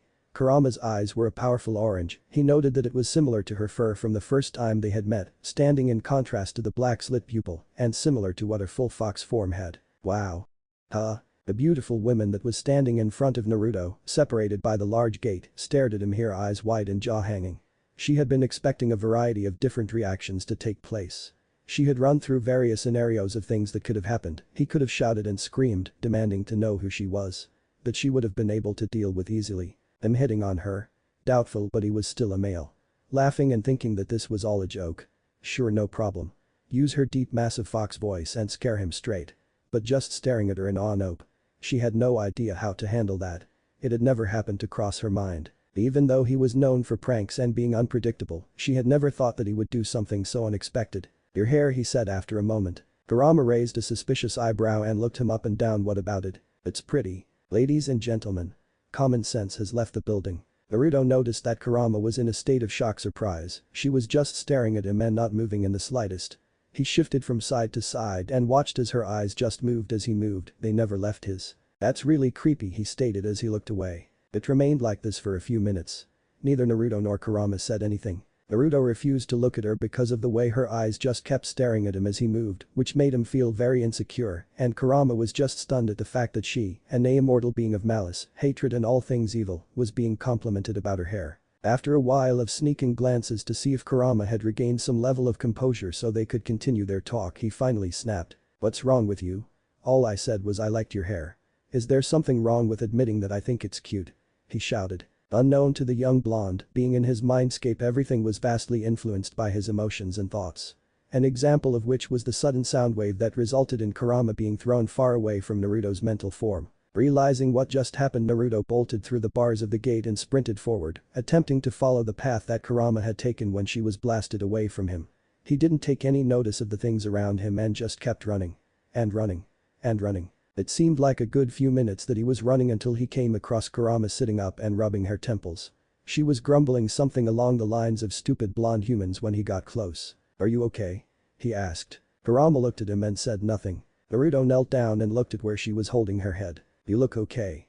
But you should sit down for a bit," he instructed as he helped her onto her feet, noticing the chair that he hadn't seen before Naruto helped her into it. Kurama rubbed her head and leaned back against a chair, then leapt to her feet. "Where the fuck did that come from?"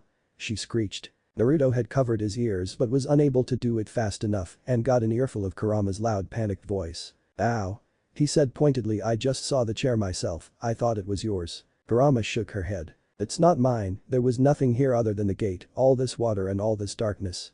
She pointed at everything that she had mentioned. "Seems like it sucks in here to me," Naruto simply stated, his young mind not understanding what had caused Kurama to get worked up about. She didn't have a chair and now she does, was there an issue with that? Kurama looked at him once again and stated simply, "Yeah, then why don't you leave?" he asked, as if it was that simple. "I can't." "Why not?" "Because of the gate. Don't they work both ways? Since I was able to come in, shouldn't you be able to go out?" "It's not that simple," she replied as she looked at the gate. "Why?" he asked, his head cocked to the side. "Because if it was then I wouldn't be here," she replied as she turned to look at him, "and neither would you." "Why?" "Because." "That's not an answer." "Yes it is." "No, it's not. It's the one you're getting, so that means it is." "Why are you mad?" "Because you're here and that," she pointed to the chair, "is also here, which shouldn't even be possible." "Why not?" "Because this isn't a physical place, that's why." Naruto cocked his head to the side and looked around, which was somewhat strange for anyone to see. "Right, small words."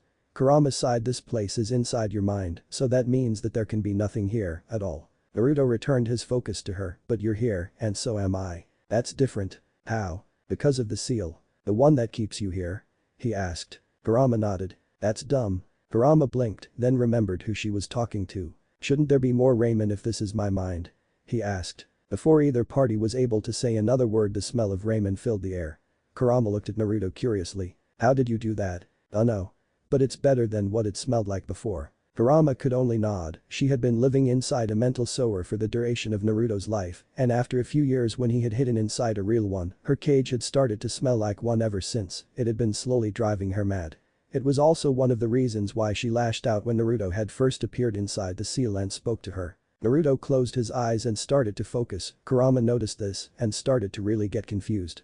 Without saying anything, she sat down on the chair that had been sitting there, empty for some time, seeing as he was technically right and she should be sitting down, she took the chance and occupied the chair, pulling her feet out of the water and resting them on the seat and her head on her knees. "This is the first time that I've been somewhat unrestrained," she noted. And it was true. When she was contained inside her last host, Naruto's mother, she was held in place by chains against a round rock and hadn't been able to move anything other than her fingers and toes, albeit there were wooden stakes embedded in her hands, feet, chest and all her tails, making it extremely painful to do so. It was the only thing she could do. Before that, she was trapped inside another Uzumaki woman, though it was mildly better than being contained inside Kushina, not that she knew it at the time. She had been strung up, for lack of a better word, underneath a large wooden Mahashira torii, with 9 Shinmei torii holding down her tails and chains wrapped around her limbs, preventing any form of movement. She just watched as Naruto stood there with his eyes squeezed closed for some time before she had begun to lose interest in him and his antics. She looked around and had yet to spot anything new other than the chair inside her dull space until her eyes landed on Naruto's concentrating figure. Being the cunning and devious fox that she was, she decided to play with the only interesting thing that had appeared in front of her since she was trapped. Naruto himself. Slowly placing her foot in the water, trying not to make any noise or disturb the water itself, Kurama slowly made her way towards him. She quietly lifted her foot out of the water and slipped it behind Naruto. As soon as it touched the floor under the water, she stopped and waited for him to move or do something that would indicate whether or not he noticed what she was doing. After a moment of nothing, Kurama moved her other leg, so she was now standing behind him, completely hidden from him, and would be able to scare the living shit out of him. As soon as she was in place, she had started to feel something strange. This whole time Naruto had been channeling chakra whilst standing in front of her, and she hadn't noticed the entire time that he had been doing it. Braya. Naruto threw his arms out, releasing all the chakra that he had been accumulating while standing in place. Kurama had been thrown back several meters and fell, landing on her backside looking at Naruto in wonder. A large pillar of cerulean blue chakra radiated from his small figure, it reached high into the emptiness above. She watched as the powerful blue chakra seemed to fill up the sky above the seal. Kurama had no clue as to how much room was inside the seal, as she had spent weeks traveling in different directions, never to find a solid surface other than the gate and the wall that it was connected to. As she was watching, she was fortunate enough to have closed her eyes as a large burst of pure white light illuminated the interior of the seal. She could feel the pure power that the young blonde had released, and it was blinding, so much so that Kurama had to cover her eyes just to block out the bright light that he was releasing. The sheer force that he was releasing was more powerful than anything that she had ever encountered. It was even stronger than anything she had ever released before she was sealed, before she was first sealed, and before she was sealed inside Naruto. The power she was feeling continued to grow stronger and stronger, so much so that it was beginning to overwhelm her senses. She struggled to breathe under his sheer raw power, and she had started to pull herself away from him. She was afraid. For one of the few times in her life she was scared for her life. The level of power he was displaying was something that she had only felt few times throughout her ancient life. But feeling the amount of force that he was radiating was something that had only belonged to few beings she had ever come across. It's over N9000. She exclaimed. All of a sudden the sheer amount of force retracted. Her hand dropped away from her eyes, blocking out the bright light, and went to her neck, acting out of instinct to work some air into her lungs. Once she wasn't covering her eyes, she was able to see Naruto standing in the same place that he was before, but this time he was surrounded by a powerful white aura. It easily radiated an inch outside his body with wisps of power snaking away from him. I've never seen just how much power he has, it could be beyond anything that I've come across. It's already stronger than anything Mito or Kushina ever had or that I could ever saw them use. She thought as her breath returned and she calmed down. Just how much power does he have? How far will he grow? She watched as the white aura started to intensify and spread out from him. It started to pick up speed as it worked its way away from him. As soon as it got close to Kurama, she cringed and waited for some kind of pain to hit her. But nothing happened. Although she could feel something growing between her fingers. She opened her eyes slowly and looked at her hand to see what it was. As soon as she saw the small amount of green between her fingertips, her eyes shot open and she spun around to look at Naruto so fast if she was outside the seal, her neck would have snapped at how fast she did so. All around Naruto, small sprouts of grass were growing and spreading out from Naruto with impressive speeds. Kurama could only watch as it spread out and take away all the water that she was so used to wading through ever since she was sealed away inside his body. She watched as the solid cement that she had stepped on every day transformed into soft soil. As the grass spread out and formed a whole new world inside the seal for her, all because he had mentioned his favorite meal, and the smell of which changed the horrid smell she had been suffering with for some time. Now the air started to smell of the fresh green plains that she had walked through generations ago. The smell of pine, oak, and flowers filled the air. She looked around in wonder as trees, flowers, shrubs, bushes, hills, a wild terrain was created from such a young boy. She looked around and marveled at the hills and mountains she could see in the far distance, a waterfall raging to the far west, connecting to a crystal clear river that spread out. Suddenly she had to look at the ground as a bright light appeared above her. Using one hand she looked into the space above the cage and saw that there was now a dazzling bright ball in the sky. Wait, sky? Since when was there a sky? She thought aloud. Since I wanted there to be one. Came a voice behind her. Kurama spun around and saw that Naruto was sweating profusely. She wasn't able to say anything.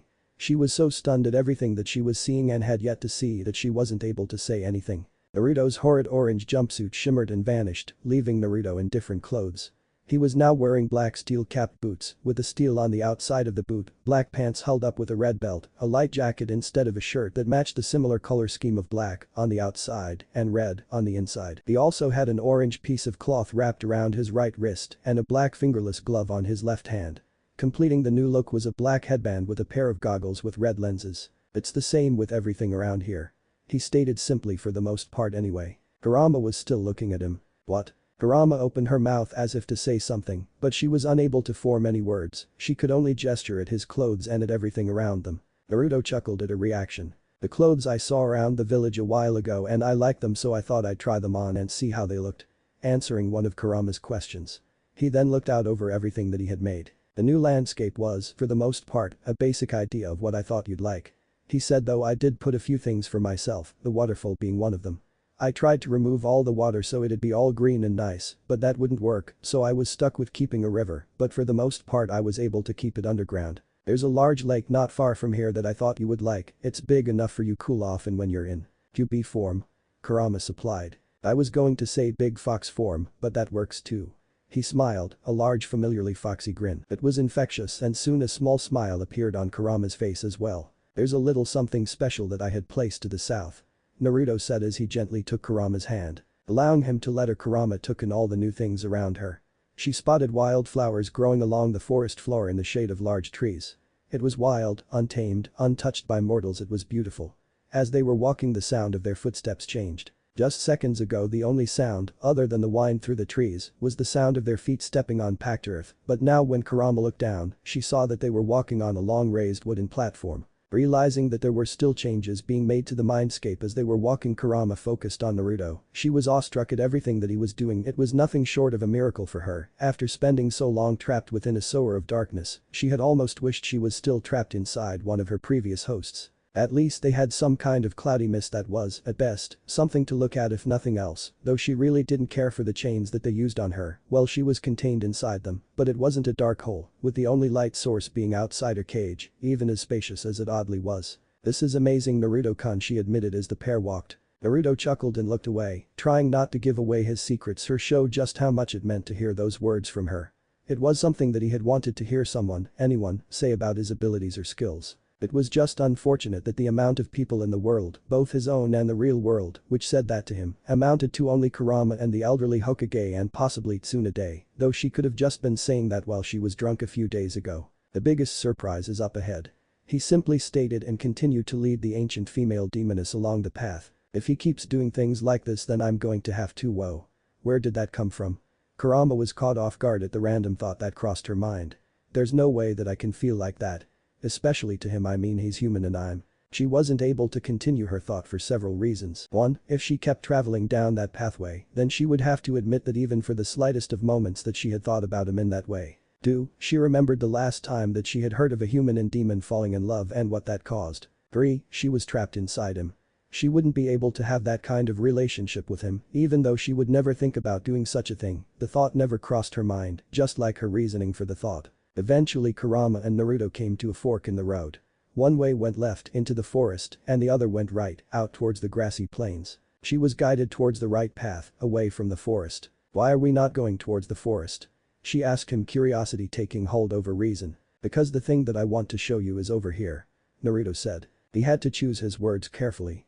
He may have had plenty of experience hiding his emotions, but for some reason while he has been around Kurama, he hasn't been able to keep them concealed from her. When he had realized that he could change things inside his unusual mindscape, mainly when he was able to start smelling ramen instead of the rotting decay that permeated through Kurama's cage, he had decided that he would make an attempt to change things for her. After all, it was because of her that he was actually alive. He doesn't hold a grudge against her, just people that can't tell the difference between a container and its contents.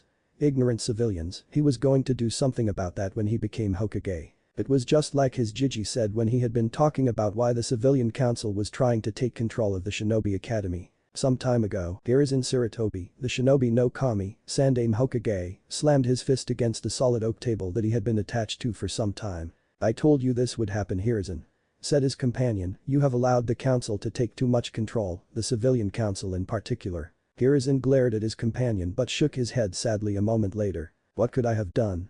Rule with fear. Intimidate everyone that lives in the village until they leave and the village falls to ashes." He asked rhetorically as he sent papers flying across the surface of the table, some falling onto the floor. I think that it would have been preferable to do something like that even if you only did so during the council meetings. His companion stated. The two men chuckled slightly at the unintentional mental image that generated. Sitting in the room with piles of paperwork was something that either men had intended to do that day, but they both knew that they had no other choice. With the last war finally over, the village still recovering from the QB attack some years ago, the Hokage had, unknowingly to anyone, silently observed the current graduating class at the academy. He had been surprised to say the least. When the last academy review had been scheduled, every 10 years with a minor review every 3, occurred during the end of war times, when defenses and tension were high. Somehow the civilian council, which had been responsible for several aspects of shinobi life, while the Hokage was on the front lines leading his troops, had decided that there more important things that needed to be taught at the academy, and several key and important classes had been shrunk down or outright removed. Some areas that had fallen under this arrangement were sealing arts, Fuinjutsu, history, stealth training. How that was removed was still a mystery to this day. Trap making, medical introduction and shinobi specialization classes.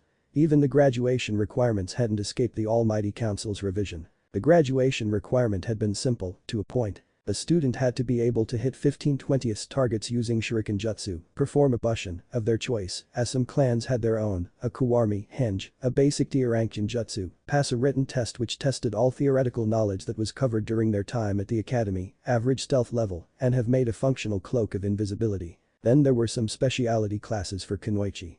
Mostly dealing with what to do if captured, seduction, poisons and antidotes, and how to keep themselves protected, not going into it, should they be, and a few other special classes that the males never needed to know about. In place of these important classes there were now pointless classes, some of which had nothing to do with being a shinobi in any way. Flower arranging, sewing and knitting and several other classes that were actually detrimental to young kunoichi development. It also caused a severe lack of young women attending the academy, making it a male-intensive career. We will have to do all that we can possibly do in order to rectify this. They don't seem to understand just how our world works. No matter what I do, there is no way that I can see to show them that the world they think they live in is nothing but a shell of what we really live in. Hiruzen stated as he looked at another document that he needed to sign for the academy. We? His companion asked sarcastically. Hiruzen looked at him. Yes, Danzo, you heard me correctly.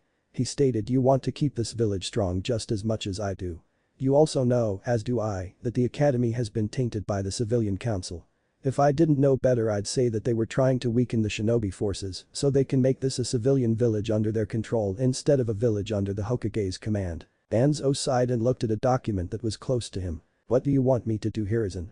As you just said, this village is under the Hokage's command, no one else's. Both men took a sip of tea and started discussing plans to make the village strong again.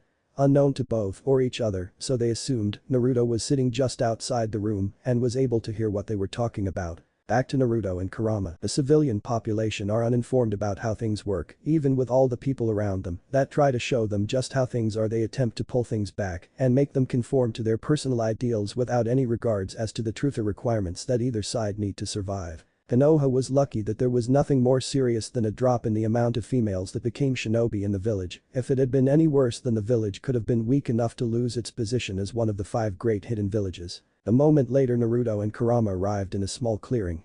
The wooden platform that the pair had been walking on came to an end, only to be replaced by a stone pathway that led to a quaint cabin. It was nothing special from some of the homes that Naruto had seen around the village, and he'd only seen images of different houses in some of the books that he'd seen whilst digging for food. But for some reason this house was something that he was able to imagine and create so perfectly. It was only a small round log cabin, sitting in an open grass field, surrounded by a thick coniferous forest. It had a wooden fence surrounding the perimeter of the cabin with an open wooden gate, waiting for the pair to walk through. What is? The words died off in her mouth as Kurama looked at Naruto. This is for. Naruto nodded. Yeah, this is your home. I know that my whole mind is your home, but I thought that you'd be happier with an actual house of some kind. Kurama said nothing, her eyes were transfixed on the one-story house as she walked through the gate. A few steps later she was walking up the small wooden steps and onto the terrace before stopping at the closed door. She ran her hand lovingly along the wooden doorframe as Naruto spoke. It's not much. But I hope that you like it. I love it. Kurama whispered as she gingerly reached for the handle. Only using a small amount of force on the knob, she slowly opened the door and looked inside her new home. Inside the home there were 2 lush orange couches with wooden handles sitting atop a white carpet square, seeming to separate itself from the floorboards. Sitting between the couches was a small coffee table with adorable blue flowers siding in the middle. There was no landing after the doorway, so Kurama kept her shoes on and walked inside. There was nothing on any of the walls, though the walls were not flat as she had thought. The walls kept the same look as the exterior of the cabin, logs made up the wall instead of drywall or plaster. They were the same color as the floorboards. Sitting just a few feet from one of the couches was a small standing wooden heater with a roaring fire, keeping the room warm. She saw the two large windows that stood parallel with the two couches. They were taller than she was, in her current form anyway, standing at least 9 feet high with crimson drapes, letting the light drift in. Kurama made her way through the cabin looking at everything that she could. She saw the kitchen, filled with different appliances, and thanks to Naruto, a cupboard filled with ramen. That sweet little goofball, she thought to herself as she giggled at the sight. She saw the bathroom that followed the traditional Konoha style, except the bath was twice as large as it normally would have been. It was perfect for relaxing in, just like it would be at a hot springs. The bedroom had one large king-sized 4-poster bed. It had amazing purple curtains tied to the side. The sheets were the same beautiful shade of purple and, as she could instantly tell, were made of silk. There was even a cute little plush fox sitting on the bed between two of the pillows. I don't know where most of the look came from, Naruto said after countless minutes of silence as Kurama explored her home. All that I had thought about was giving you a small home that you would be able to enjoy in comfort and looked as amazing as it could without being too over the top. Kurama smirked and looked at Naruto. So there's not a marble statue of me in one of the rooms or in the backyard? Naruto just rolled his eyes and chuckled. Not this time, but that doesn't mean that you have seen everything that I've made. As he walked away, Kurama giggled at his response. How can this get any better?